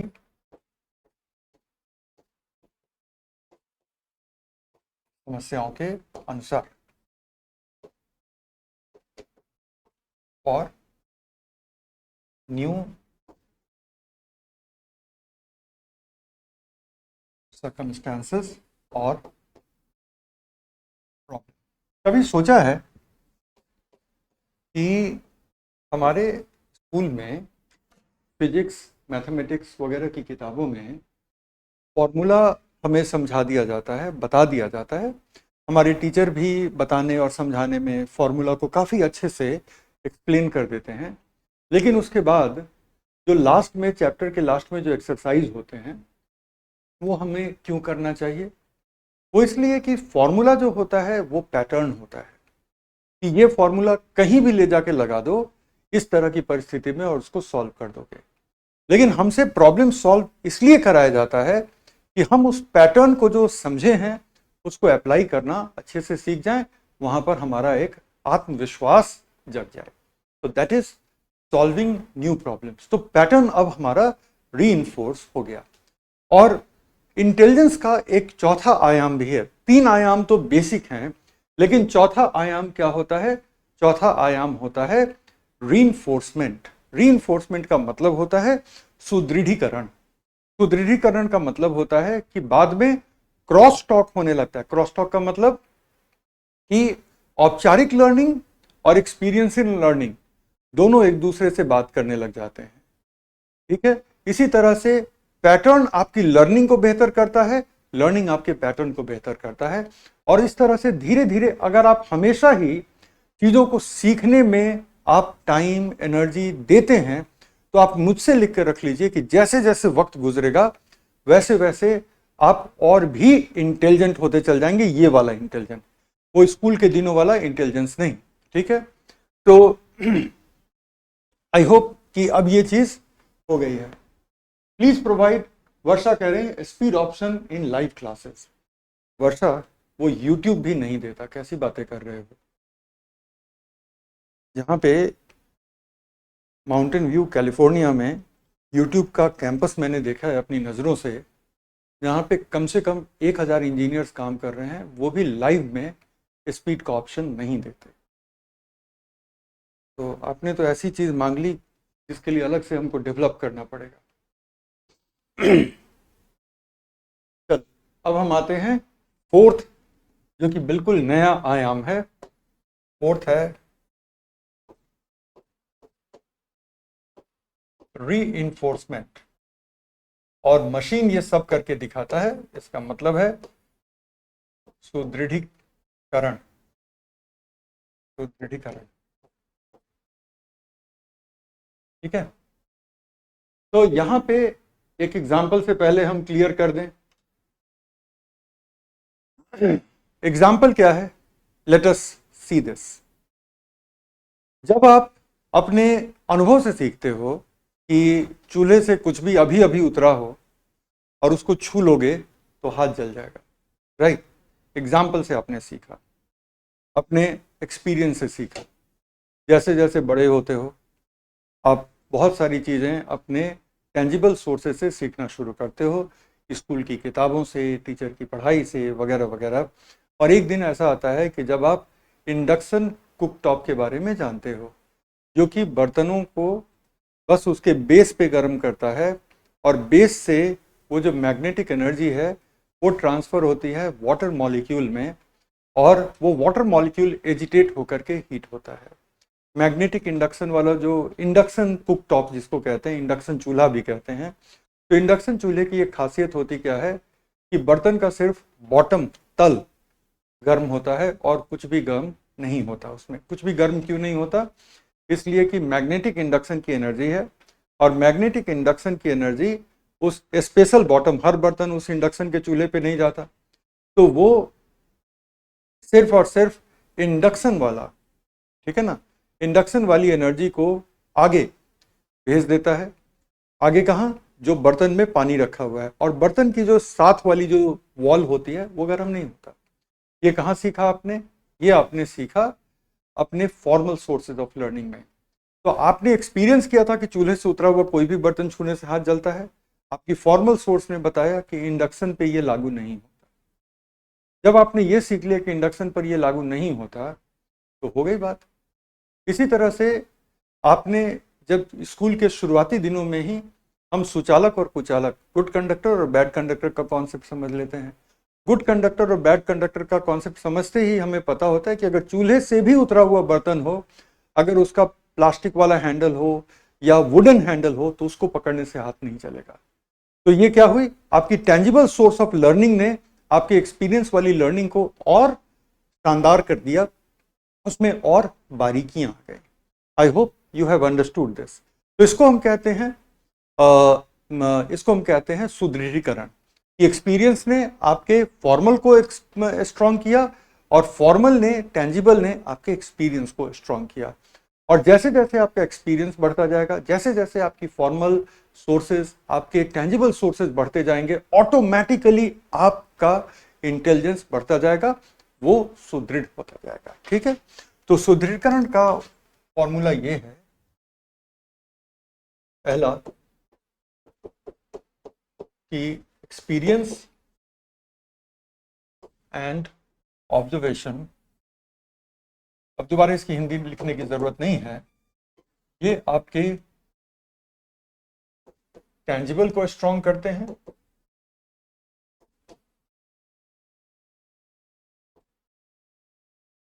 और टेंजिबल जो है वो इसको स्ट्रॉन्ग करती है। ठीक है, इसका मतलब है कि there is bilateral strengthening, there is bilateral reinforcement. और दूसरा क्या है,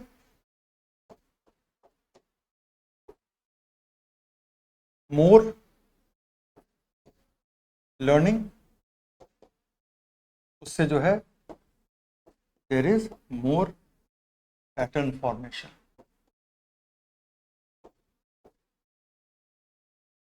और मोर पैटर्न फॉर्मेशन से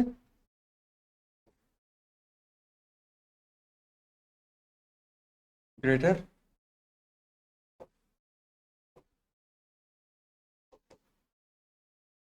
एंड बेटर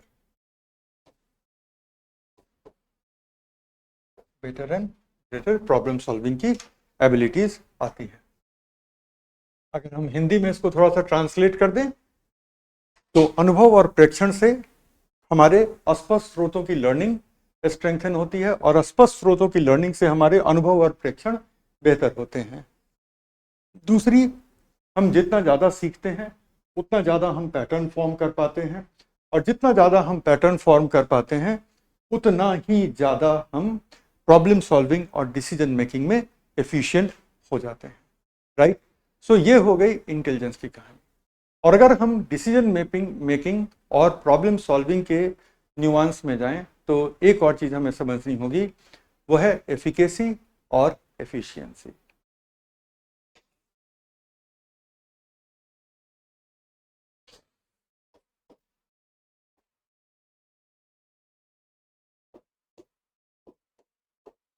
निर्णयन एवं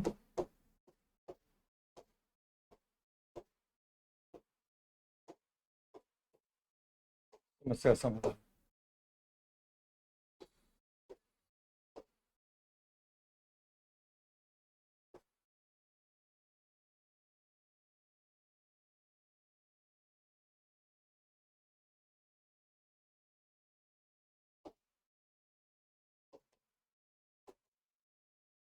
डिसीजन मेकिंग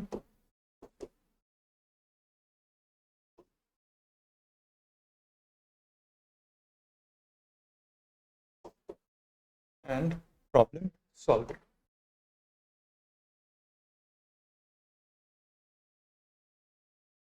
इसके दो डायमेंशंस होते हैं,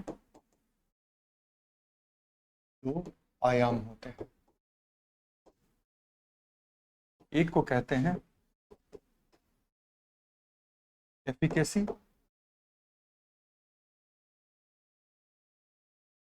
जिसको हम हिंदी में कहते हैं प्रभाविता। ये हमारी प्राइमरी है। ठीक है, मतलब हमारा प्राइमरी मैट्रिक्स या प्राथमिक मैट्रिक्स यही है। मतलब हमारी पहली ज़रूरत है एफिकेसी और दूसरी होती है जिसको हम कहते हैं एफिशिएंसी।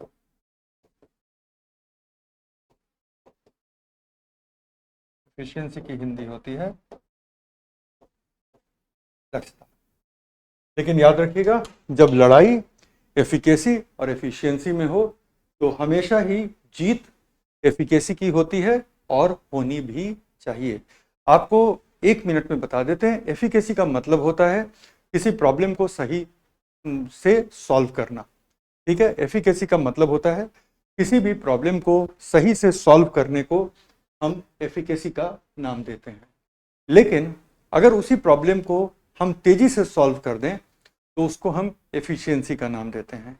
अब मान लो कि आप किसी के साथ कार में पहली बार बैठ रहे हैं, वो कहता है कि देखो, मैं आपको सही जगह पे पहुंचाऊं या ना पहुंचाऊं उसकी गारंटी नहीं है, मैं आपको सुरक्षित पहुंचाऊं या 5 एक्सीडेंट करके पहुंचाऊं उसकी गारंटी नहीं है, लेकिन तेज पहुंचा दूंगा। ठीक है, मैं आपको सही जगह पे पहुंचाऊं या नहीं पहुंचाऊं, मैं आपको सही से पहुंचाऊं सुरक्षित या 5 एक्सीडेंट करके पहुंचाऊं, लेकिन भरोसा रखिएगा कि हम बहुत तेज आपको पहुंचा देंगे। अगर कोई ये आपको कहता है, आप उसकी गाड़ी में बैठ के जाओगे? आप कभी भी उसकी गाड़ी में बैठ के जाओगे? आप कभी भी उसकी गाड़ी में नहीं बैठ करके जाओगे। और उसकी गाड़ी में क्यों नहीं बैठ करके जाओगे? क्योंकि वो एफिशिएंट तो है, तेज पहुंचा देगा, लेकिन कहां पहुंचाएगा? आपके गंतव्य तक पहुंचाएगा कि ऊपर पहुंचाएगा, क्या गारंटी है? नहीं ना। इसलिए एफिशिएंसी बाद में आती है। इसके सामने मैं खड़ा हो गया तो एफिशिएंसी बाद में आती है, पहले क्या आती है? एफिकेसी आती है। आपकी प्रभाविता कि आप सही से सॉल्व कर पा रहे हो या नहीं कर पा रहे हो। लोग कह रहे ऊपर पहुंचा देगा, राइट? तो एग्जैक्टली, तो इसको अपने प्रिपरेशन में भी अप्लाई कर लीजिएगा। सिलेबस को तेज कवर करना, ठीक है, सिलेबस को तेज कवर करना उतना जरूरी नहीं है जितना कि सिलेबस को अच्छे से कवर करना है, राइट? क्योंकि अगर बुरे से कवर किया, आपकी तैयारी खत्म होके भी कभी खत्म नहीं होगी, क्योंकि वो एग्जाम में तो काम करेगा ही नहीं।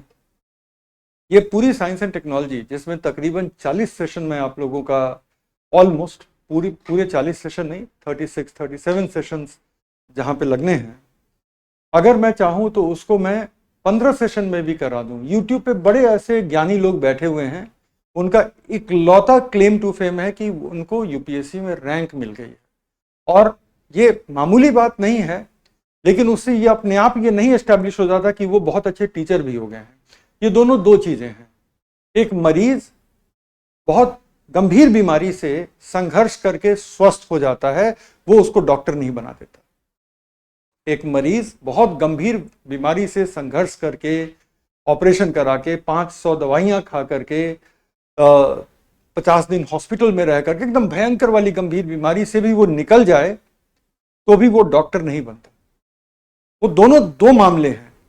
उसका अपना अनुभव इतना जबरदस्त हो गया है उस मरीज का कि उसको तमाम दवाएं पता हैं, ऑपरेशन पता है, सब कुछ पता है। लेकिन जब हम देखते हैं कि कई ज्ञानी लोग जो हैं, जब कहते हैं कि ये मेरा साइंस टेक का 10 क्लासेस का मॉड्यूल है, 15 क्लासेस का मॉड्यूल है, तो मुझे रोना आ जाता है। राइट? इतना रोना आ जाता है कि वो कर क्या रहे हैं। क्योंकि देखो, आप मासूम हो सकता है कि वो आपको इंप्रेस कर दे। मैं ओल्ड फैशन बात कर रहा हूं कि 36 38 क्लासेस में होंगी, कोई कह रहा है 15 क्लासेस में हो जाएंगी। कोई आपको बेसिक्स नहीं, एकदम अभी की करंट बता रहा है, आपको हाँ ये करंट बता रहा है, बेसिक्स गायब है, राइट? जबकि उस बेसिक्स के ऊपर आपको करंट लगाना चाहिए, और यहां पर सिर्फ करंट हो रहा है। तो वो क्या हुआ? वो हुई एफिशिएंसी, लेकिन एफिकेसी नहीं हुई। तो efficacy is very very very important. तो जब भी हम मशीन लर्निंग में भी और ह्यूमन में भी जब भी हम बात करते हैं कि प्रॉब्लम को सॉल्व करने का या डिसीजन मेकिंग का जो दो डायमेंशन है, तो एक है एफिकेसी, एक है एफिशिएंसी। दोनों ही डिजायरेबल हैं, लेकिन कब? जब आपकी एफिकेसी साबित हो जाए तब आपकी एफिशिएंसी की बात होगी। दूसरे तरीके से बात नहीं होगी। पहले एफिशिएंसी और बाद में एफिकेसी, ये बात नहीं चलती। पहले एफिकेसी, बाद में एफिशिएंसी। तो आप यहां पर थोड़ा सा लिख लीजिए। एफिकेसी, समस्या को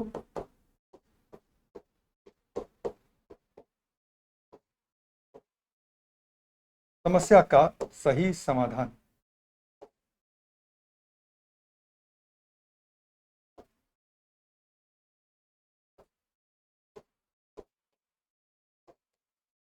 या फिर सही निर्णय, correct decision making,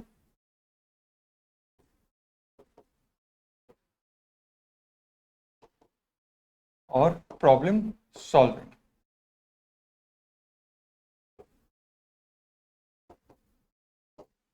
right, efficiency means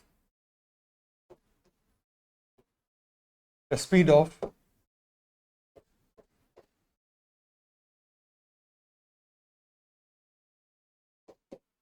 problem solving.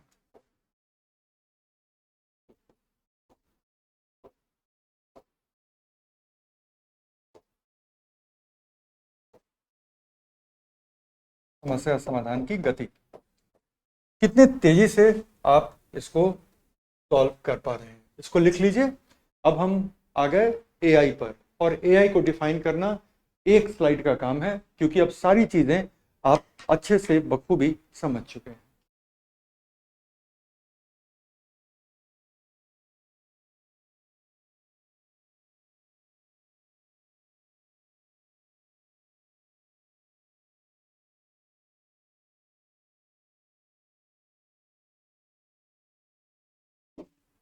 Done बोल दीजिए।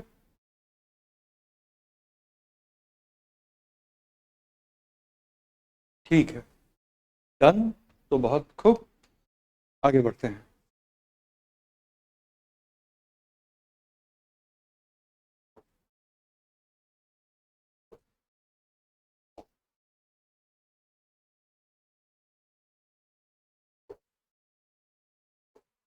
एआई क्या होता है?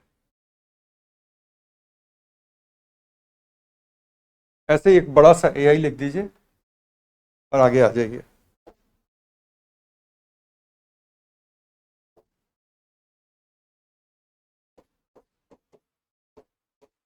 Ability of man made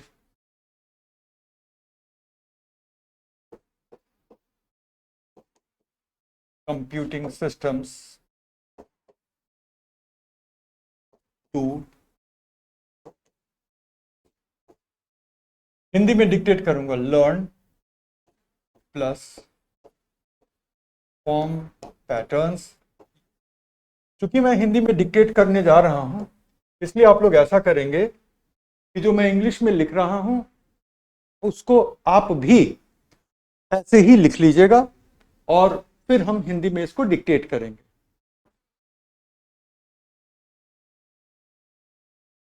to learn form patterns plus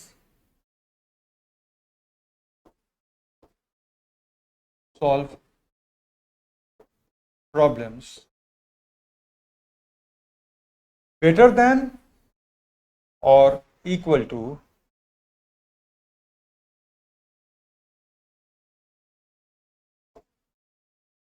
human intelligence. इसको हम डिक्टेट भी करेंगे,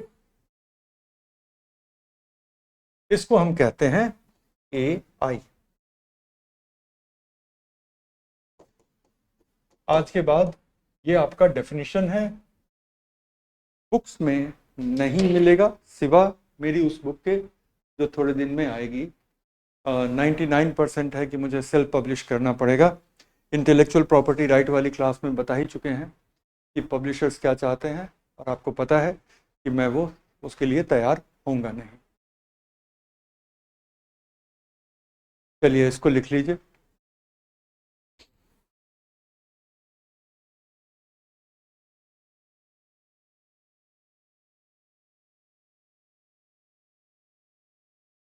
अब हिंदी में इसको एक बार ट्रांसलेट कर देते हैं आप लोगों के लिए। मानव निर्मित कंप्यूटर आधारित मानव निर्मित कंप्यूटर आधारित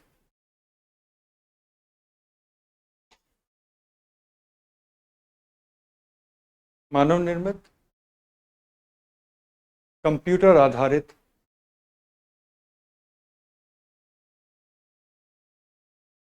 तंत्र की ऐसी क्षमता तंत्र की ऐसी क्षमता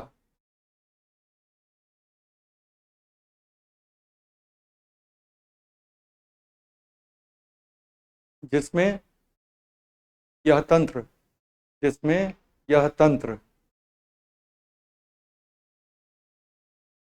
मानव बुद्धिमत्ता के समान या उससे बेहतर जिसमें यह तंत्र मानव बुद्धिमत्ता के समान या उससे बेहतर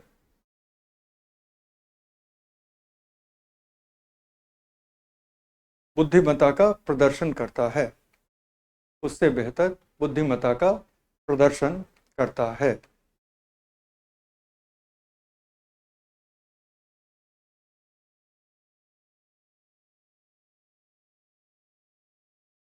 जिसका अर्थ है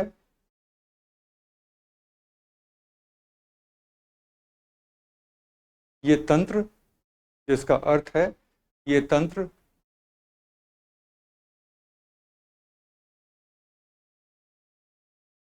मानव बुद्धिमत्ता के समान या बेहतर सीख सकते हैं।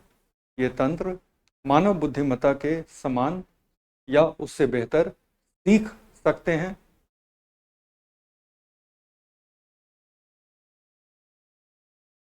पैटर्न समझ सकते हैं, सीख सकते हैं, पैटर्न समझ सकते हैं और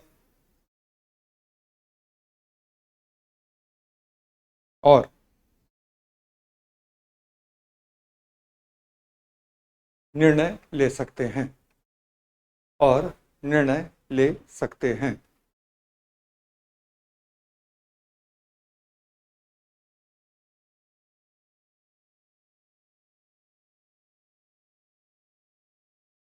चलिए, तो ये हो गया।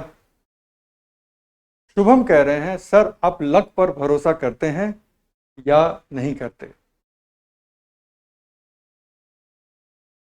दो बातें, इसका जवाब देना बड़ा ज़रूरी है, इसलिए क्योंकि शायद इसकी थोड़ी प्रासंगिकता आप लोगों के जीवन में भी होगी।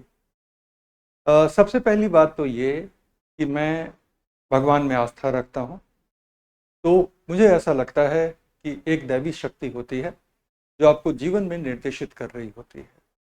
हमेशा स्पष्ट निर्देश नहीं मिलता, लेकिन कम से कम आपको ये बुद्धिमत्ता मिलती है कि आप अपने निर्णय ले सकें और एक खास दिशा में ले सकें। रही बात लक की, तो मैं लक में यकीन नहीं करता, लेकिन कोइंसिडेंसेस होते हैं और उससे मैं कभी भी इनकार नहीं कर सकता, क्योंकि वो आप जीवन में देख सकते। तो कोइंसिडेंसेस को अगर आप लक का नाम देना चाहें तो बेशक देते हैं। मिसाल के तौर पे अगर मान लो कि कभी मैं एयरपोर्ट लेट से पहुंचा किन्हीं कारणों से, और ये कोइंसिडेंस है कि मेरी फ्लाइट भी उस दिन देर से जा रही है, तो ये कोइंसिडेंस है, मैं इसको लक के नज़र से देख सकता हूँ। इसी तरह से बहुत सारी चीज़ें हैं जहाँ पे कह लो कि दो चीज़ें एक ही समय में एक संयोग से एक साथ हो आ जाती हैं, और वो एक ही समय आ जाती हैं जिससे कि आपको बेनिफिट होता है, तो आप उसको लक मान सकते हैं। तो yes, there are coincidences in life और आप उसे मना नहीं कर सकते। बाकी लक एज अ शब्द, भाग्य, और ये मानना कि चीज़ें पूर्व निर्धारित होती हैं, वो मानने में मुझे थोड़ा हेजिटेशन है। लेकिन आप अपनी मान्यता के लिए स्वतंत्र हैं। मुझे हेजिटेशन है कि मैं नहीं मानता कि चीज़ें पूर्व निर्धारित हैं, क्योंकि अगर मैं मान लूँ तो मैं प्रयास करना बंद कर दूंगा, क्योंकि चीज़ें पूर्व निर्धारित हैं। राइट, तो ये इसका जवाब था। अब हम आ जाते हैं, एआई तो समझ ली, अब हम आते हैं एआई के प्रकारों पर, और यहाँ से एआई की, एक मिनट रुक जाइएगा, यहाँ से अब हम लोग एआई के एक्चुअल डिटेल्स में घुसने की कोशिश कर रहे हैं।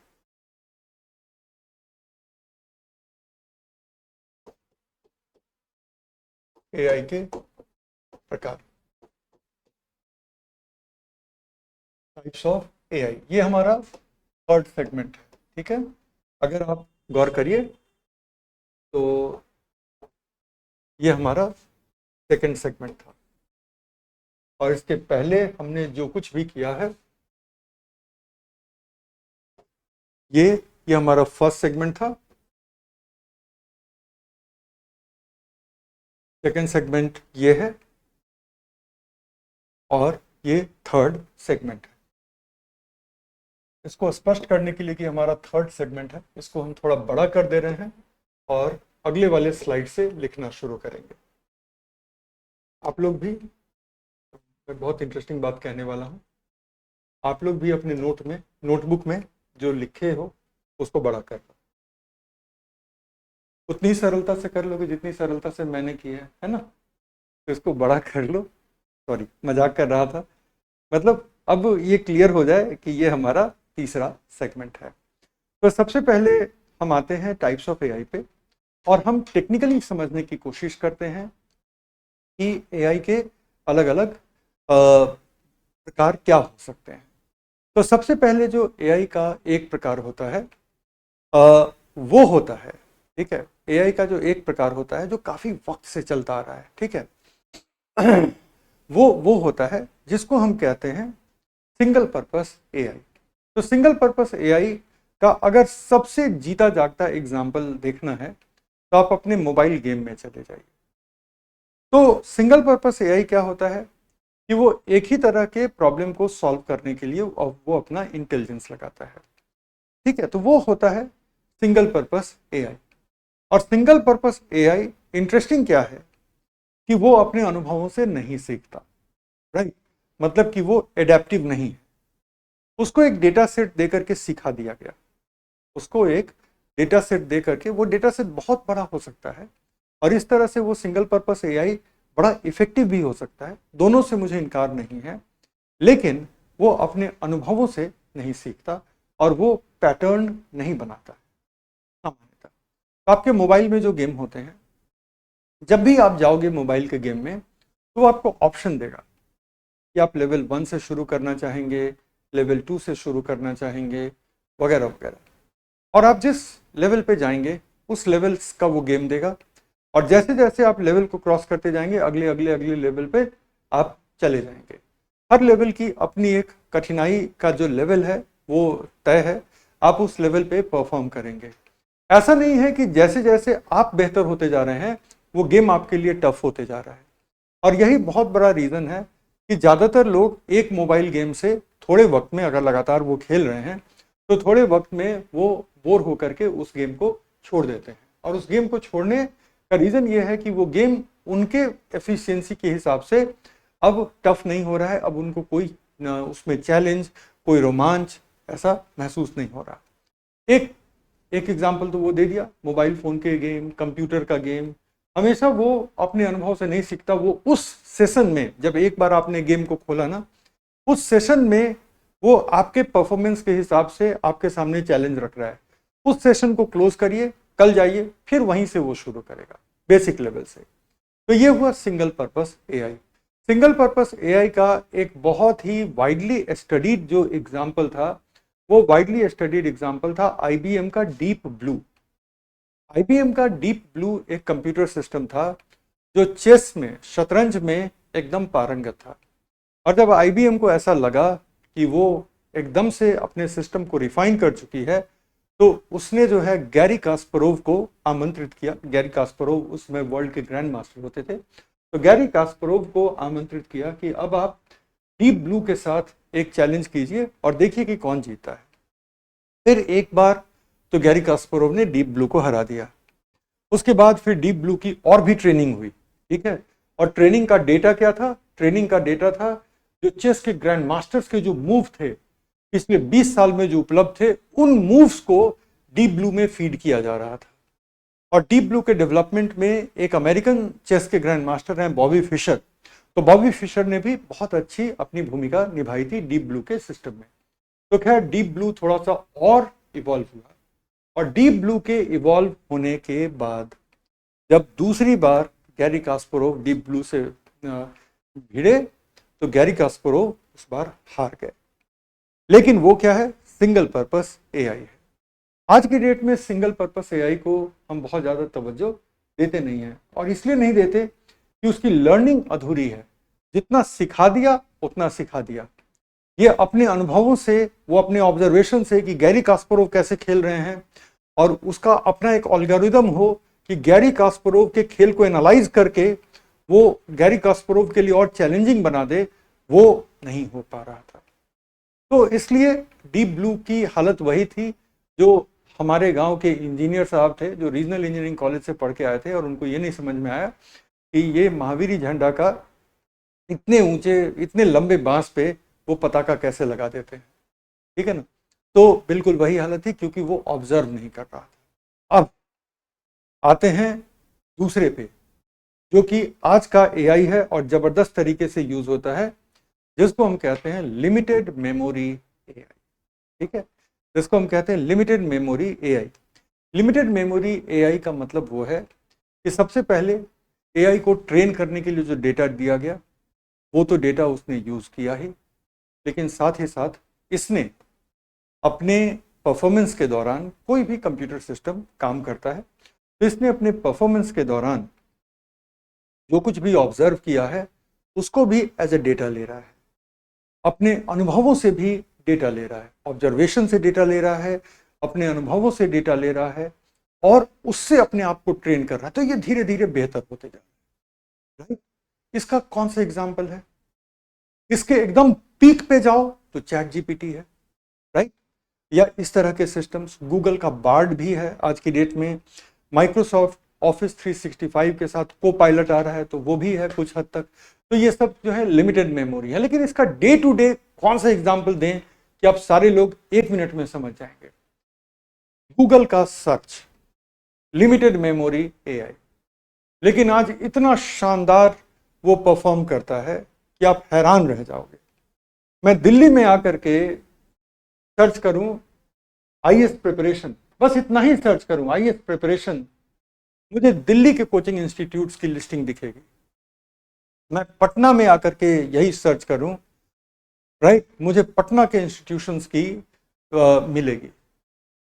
और अगर मैं अमेरिका में रह के सारी कैश मेमोरी वगैरह हटा करके अमेरिका में सर्च करूं आईएएस प्रिपरेशन, तो बड़ा रैंडम रिजल्ट मुझे मिलता है। करके देख लिया। वो क्या है? वो मेरे लोकेशन के हिसाब से मुझे सजेस्ट करने की कोशिश कर रहा है कि मैं कहाँ पे हूँ, क्या मेरा इंटरेस्ट होगा, वगैरह वगैरह।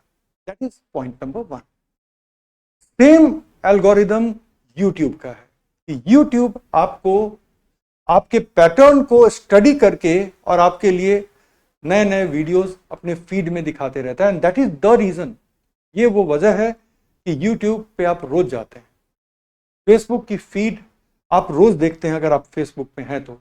इंस्टाग्राम पे आप रोज जाते हैं, क्योंकि वो सीख रहा है आपके इंटरेस्ट के बारे में, आपकी डेमोग्राफी प्रोफाइल के बारे में, वगैरह वगैरह, और वो सीख सीख करके बेहतर हुआ जा रहा है। राइट। इसको हम कहते हैं लिमिटेड मेमोरी एआई।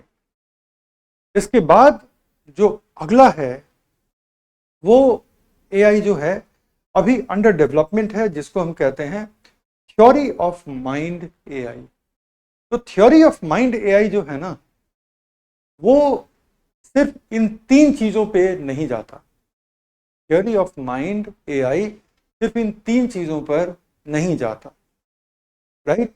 3 चीजें मतलब structured data based learning, learning from observation, learning from experience. ठीक है, वो सिर्फ वहीं तक नहीं रहता है, वो जो है अब इंटेंट को भी रीड करता है, जैसे कि ह्यूमन माइंड इंटेंट को भी रीड करता है। मैं आपको एक एग्जांपल नहीं, एग्जांपल ही समझो। हमारे एक सीनियर थे। राइट। थैंकफुली उनकी कहानी फाइनली एक अच्छे मुकाम पे पहुंची, तो आज वो आईएएस ऑफिसर। हम लोग कॉलेज में थे, तब की बात है। तो 3rd अटेम्प्ट में जो हमारे वो सीनियर थे, नाम नहीं लूँगा, तो वो भैया जो है 3rd अटेम्प्ट में भी इंटरव्यू में पहुंचे थे। ठीक है, लेकिन कुछ ऐसा हुआ उनके साथ, राइट, कि मेंस में ही उनके ऐसे पेपर में, उस समय भी ऐसे पेपर जो था एक अच्छा खासा वेटेज रखता था, ठीक है। उस समय ऐसे पेपर 200 मार्क्स का होता था, उनको 200 में उनको जो मार्क्स दिए गए थे वो दिए गए थे महज 33। उनको 200 में महज 33 दिए गए थे, क्योंकि उन्होंने स्टेटमेंट का इंटेंट ही गलत समझ लिया था। उस साल का ऐसे था, why we should be proud of being an Indian. हमें भारतीय होने का गर्व क्यों होना चाहिए, ये था ऐसे का टॉपिक।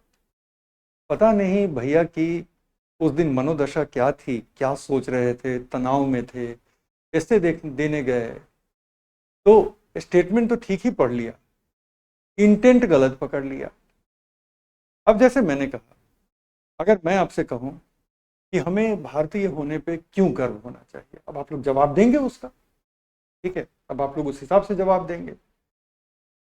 अब अगर इसी स्टेटमेंट को मैं ऐसे पढ़ के बताऊं, हमें भारतीय होने का क्यों गर्व होना चाहिए, why should we feel proud of being an Indian. अब क्या इंटेंट दोनों का एक ही लग रहा है, बताओ, इंटेंट दोनों का एक ही लग रहा है। स्टोरी तो एक ही, स्टेटमेंट तो एक ही है, why we should be proud of being an Indian, right. लेकिन अब आप सोच के देखो, अब आप सोच के देखो कि दोनों का पूरा इंटेंट ही बदल गया। एक में मैं पॉजिटिव आपसे सवाल पूछ रहा हूं कि वो कौन सी चीजें हैं जो, जिससे आपको एक भारतीय होने के नाते गर्व होना चाहिए। और मुझे तो बड़ी जबरदस्त फीलिंग आती है, बहुत सारी ऐसी चीजें हैं, जब कभी मैं विदेश जाता हूं तो देखता हूं और मुझे लगता है कि ये सिस्टम तो इंडिया में कहीं बेहतर है, और यकीनन बहुत बेहतर है, और ऐसी बहुत सारी चीजें। लेकिन जो नए नए लोग विदेश जाते हैं और वहां से आते हैं ना, तो आप देखेंगे, ऐसे भी लोगों से मिला हूं मैं, देखेंगे ना, यहाँ आकर के गजब का ज्ञान परोसते, अरे वहां सिस्टम है, वहां ये है, वहां ये है, तो वहां हर चीज सिस्टम से काम करती है। तो क्या होता है वहां पे, एक नेगेटिव टोन आता है, why we should be proud of being an Indian. तो जो अगला जो एआई होगा ना, वो इंटेंट भी समझेगा, अगला जो एआई होगा वो इंटेंट भी समझेगा। आप स्टेटमेंट दे रहे हैं, वो स्टेटमेंट से नहीं, उस स्टेटमेंट के पीछे आपके इमोशंस क्या हैं, क्योंकि हो सकता है कि जो नेक्स्ट एआई होगा उससे आप कैमरे के थ्रू भी इंटरैक्ट कर सकते हैं, सिर्फ टाइप करके इंटरैक्ट नहीं करेंगे, और वो आपकी वॉइस की इंटोनेशन, कि आपका वॉइस का टोन कैसा है, आपके चेहरे का कह लो कि आपके चेहरे का एक्सप्रेशन कैसा है, उससे आपका इंटेंशन समझेगा। उस इंटेंशन के आलोक में आपके स्टेटमेंट को वो एनालाइज करके, जैसे हम और आप करते हैं। कोई एआई आज इस लेवल पे पहुंच पाया है? नहीं पहुंच पाया है। लेकिन ऐसा कैसे होता है, ऐसा कैसे होता है कि इंसान यूं समझ लेते हैं, ठीक है, और कई लोग नहीं भी समझते, कई लोग नहीं भी समझते हैं। उसकी भी एक बड़ी जबरदस्त कहानी है, पता नहीं आज की क्लास में कितनी पुरानी कहानियां निकल गई, लेकिन ये तो बड़ा जबरदस्त है। मेरे पापा डॉक्टर रहे हैं और अब रिटायर हो गए हैं। तो जब वो यंग डॉक्टर थे, ठीक है, जब वो यंग डॉक्टर थे तब की बात है, सुबह एकदम हॉस्पिटल के ही कैंपस में हम लोगों का सरकारी क्वार्टर था, हम लोगों का नहीं, पापा को मिला हुआ था, वो सरकारी क्वार्टर था। बड़ा इंटरेस्टिंग है सुनना, ठीक है, इंटेंट पे ही आ रहे हैं। तो क्या होता है कि एक पेशेंट आया हॉस्पिटल में, तो जो हॉस्पिटल के स्टाफ थे उन्होंने कहा कि एक पेशेंट आया है, उसको 3 दिन से बुखार है और उसका बदन अभी भी तप रहा है। मेरे पिताजी बस अभी अभी खाना खाने बैठे थे, तो उनको लगा कि अगर 3 दिन से बुखार है तो खाना खत्म करने में 15 मिनट का वक्त लगेगा, और फिर हॉस्पिटल में जाकर के देख लेंगे। और हॉस्पिटल के एक स्टाफ हॉस्पिटल से भाग करके आकर के इनको बता गए। पापा बोले कि ठीक है, उनको 10 मिनट रुकने के लिए बोल दीजिए। इतने में पेशेंट के जो अटेंडेंट थे वो भी बेचैन थे, तो वो रेजिडेंस पे आ गए। उनको पता था कि डॉक्टर साहब अपने रेजिडेंस पे हैं, तो रेजिडेंस से के बाहर से, अब पापा जो है बैठ करके खाना खा रहे हैं, रेजिडेंस के बाहर से वो आवाज लगा रहे हैं, आवाज मतलब वो तो भोजपुरी में बात हो रही थी, मैं हिंदी में ट्रांसलेट करके बता रहा हूँ। वो आवाज लगाते कि डॉक्टर साहब जल्दी आइए। पापा ने कहा कि 5 मिनट में आ रहे हैं। तो वो उधर से कहते बड़ा इमरजेंसी है। अब डॉक्टर के नजरिए से उनको पता था कि क्या इमरजेंसी है, 3 दिन से बुखार है, तो वो 10 मिनट तो रुक ही सकता है, राइट। तो पापा बोले बस 5 मिनट में आ रहे हैं, अरे बड़ा इमरजेंसी है। तो मेरे पापा भी इरिटेट हो गए। मेरे पापा इरिटेट होकर के, और ये बात दीवार के दो तरफ हो रही है, इधर मेरे पिताजी खाना खा रहे हैं, उधर से, ठीक है। अब सुनिए, तो मेरे पापा भी इरिटेट हो चुके हैं। वो कहते हैं खाना छोड़ के आ जाएं क्या। इसी तरीके से उन्होंने कहा खाना छोड़कर आ जाएं क्या।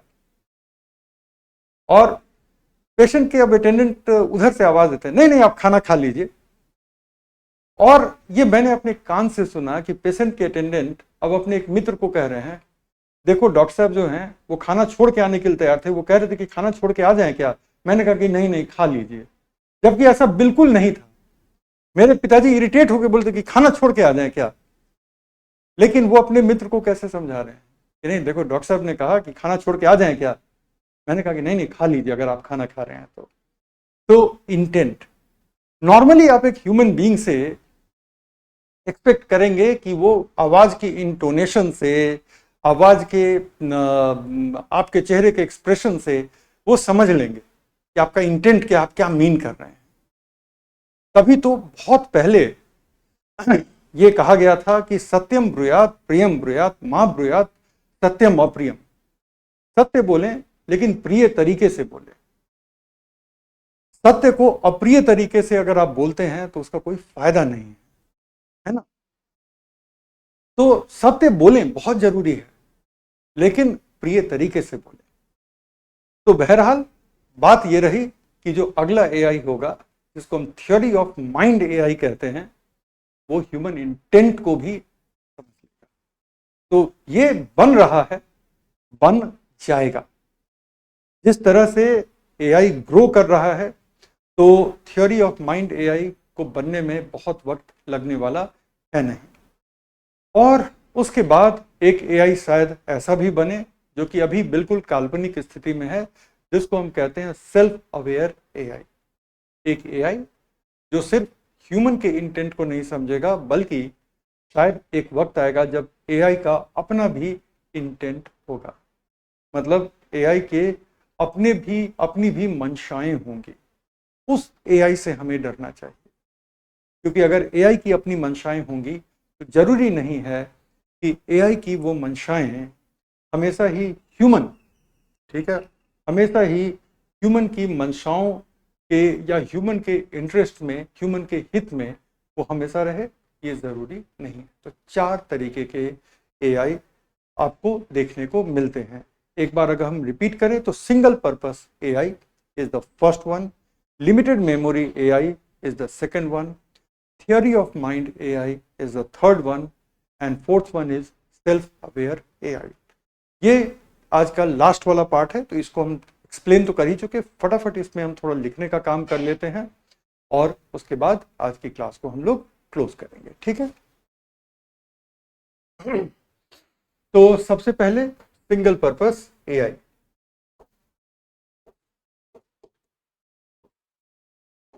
Single purpose AI,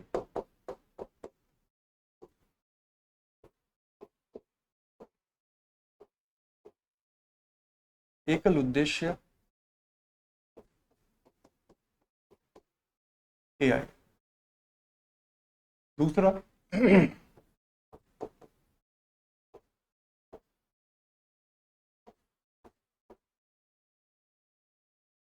limited memory AI.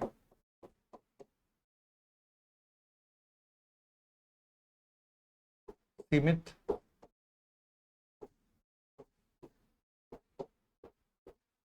Memory AI.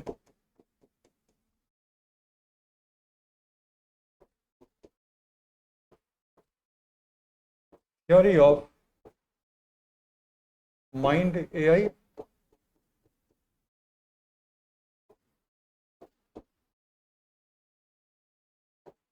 बौद्धिक सिद्धांत की एआई, और चौथा होगा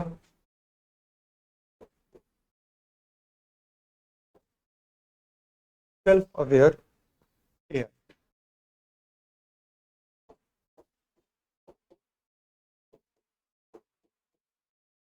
स्वजागृत एआई। ये चार हैं। सबसे पहले तो आप ये लिखिए, उसके बाद हम आएंगे नैरो एआई और जनरल आर्टिफिशियल इंटेलिजेंस।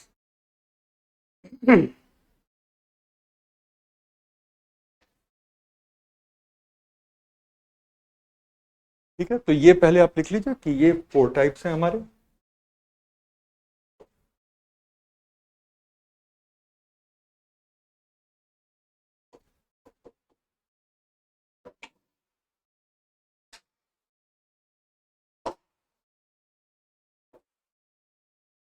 इसमें पहले मैं हिंदी में लिखवा देता हूं, अब बोल के लिखवा दूंगा क्योंकि अब समय कम बची है और मैं चाहता हूं कि छोड़ने के पहले आपको ये लिखवा दूं।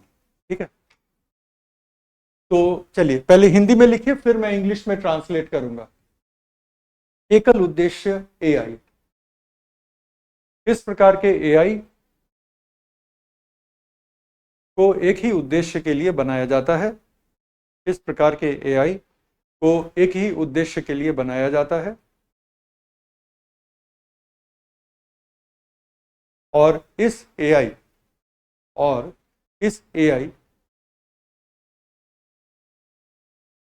की बुद्धिमत्ता इस एआई की बुद्धिमत्ता मात्र उन आंकड़ों पर आधारित होती है। इस एआई की बुद्धिमत्ता मात्र उन आंकड़ों पर आधारित होती है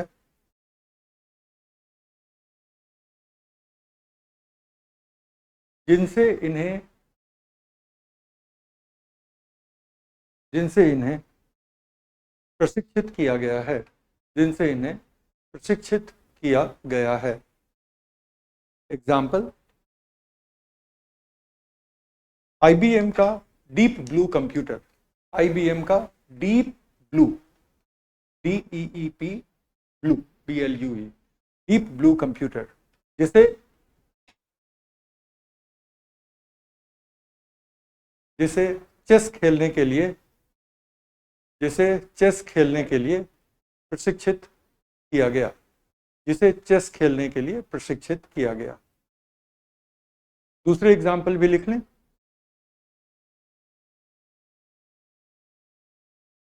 मोबाइल फोन और कंप्यूटर के सामान्य गेम। मोबाइल फोन और कंप्यूटर के सामान्य गेम।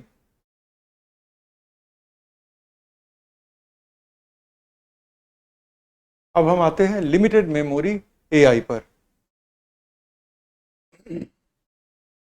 इस प्रकार के एआई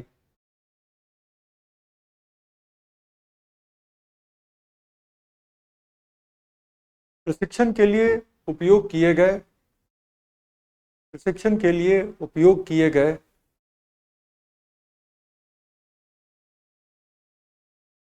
डेटा पर तो आधारित होता ही है। डेटा प्रशिक्षण के लिए उपयोग किए गए डेटा पर तो आधारित होता ही है। साथ ही साथ साथ ही साथ यह एआई साथ ही साथ यह एआई अपने प्रेक्षण और अनुभवों से भी सीखता रहता है। अपने अनुभवों और प्रेक्षण से भी सीखता रहता है, और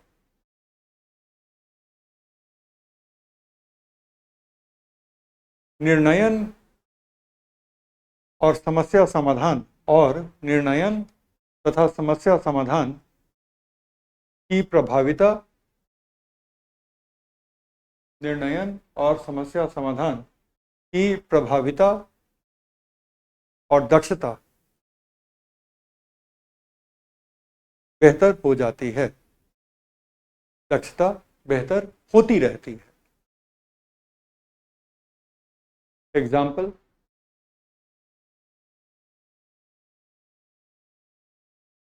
एग्जाम्पल,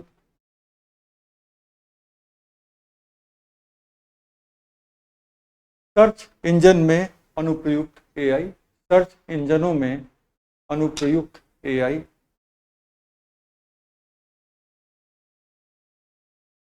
ई कॉमर्स के एआई, ई कॉमर्स के एआई,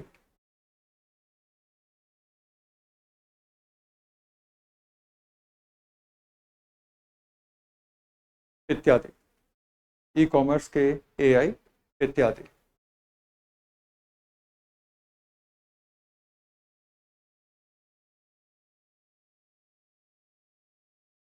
सर पॉलिटी की क्लास का नोटिफिकेशन आ गया, बस कर दीजिए बस ये दोनों पार्ट को, क्योंकि देखो ये दोनों तो डेवलप ही नहीं हुआ है ना, तो ये तो पीडीएफ में भी रहेगा तो चलेगा, ये दोनों तो लिख लो।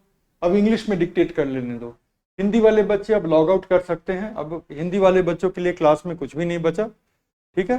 अब इंग्लिश वाले बच्चे ये वाला पार्ट डिक्टेट करके, मैं डिक्टेट कर रहा हूँ, आप इसको लिख लीजिएगा। लेकिन इसके पहले की क्लास डिस्पर्स हो, मैं एक सूचना कल की क्लास के लिए देना चाहता हूँ कि कल मेरी क्लास नहीं है। ये पहले जब मैंने अक्टूबर में शेड्यूल बनाया था तो उसी वक्त एक सोमवार की क्लास और एक बुधवार 22 नवंबर की क्लास, ये दो क्लासेस मैंने व्यक्तिगत कारणों से ऑफ लिया हुआ था, तो कल मेरी क्लास नहीं है। सूचना टेलीग्राम पर भी आ जाएगी, लेकिन मैं आपको, चूंकि मैं आपसे फेस टू फेस हूँ, तो मैं आपको बता दूं कि कल की क्लास नहीं है, परसों की क्लास है।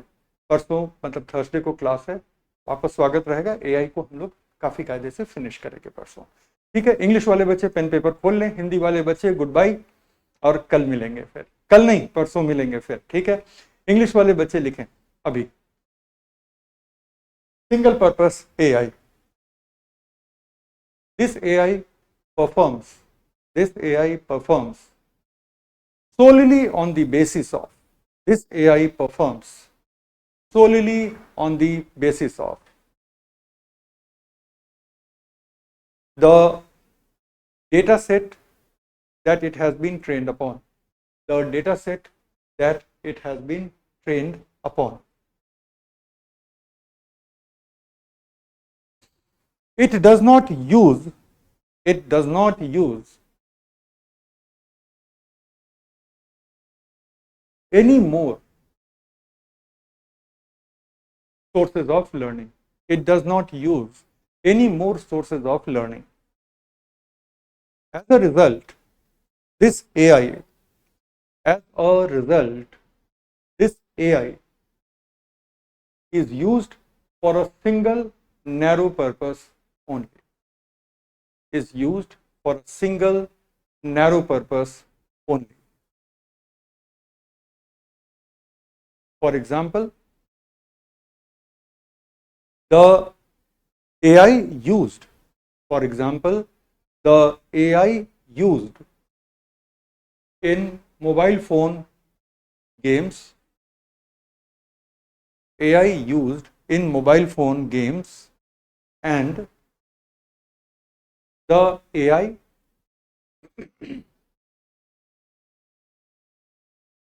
used in IBM's Deep Blue, AI used in IBM's Deep Blue,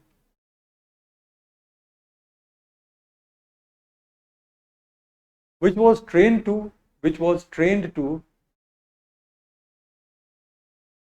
play chess. Now, limited memory AI, limited memory AI. This AI uses all the three sources of learning. This AI uses all the three sources of learning. As a result,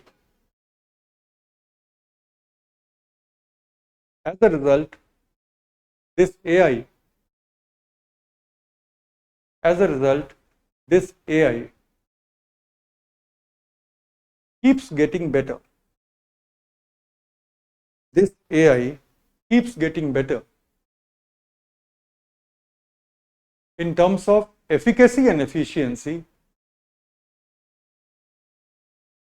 with more and more use, with more and more use.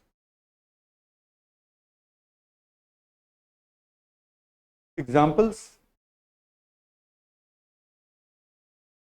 the AI used by search engines, the AI used by search engines,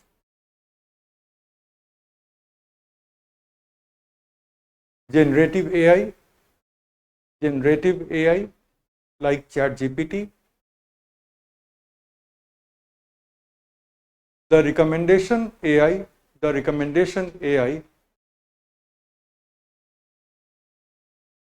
on video feeds on YouTube, and the AI used on e-commerce portals. AI used on e-commerce portals. ठीक है, तो ये हो गई पूरी की पूरी बात AI की। तो अब हम लोग जो है AI की टाइप्स को थोड़ा समझ लिए हैं, लेकिन AI के कुछ टाइप्स बचे हुए हैं जिसको अगली क्लास मीन्स थर्सडे की क्लास में हम लोग करेंगे। और आज अब मेरी तरफ से आप लोग फ्री हैं। So goodbye everyone, have a great day ahead and I will see you on Thursday, same time, and on that day we will be completing the chapter on AI. Goodbye, everyone.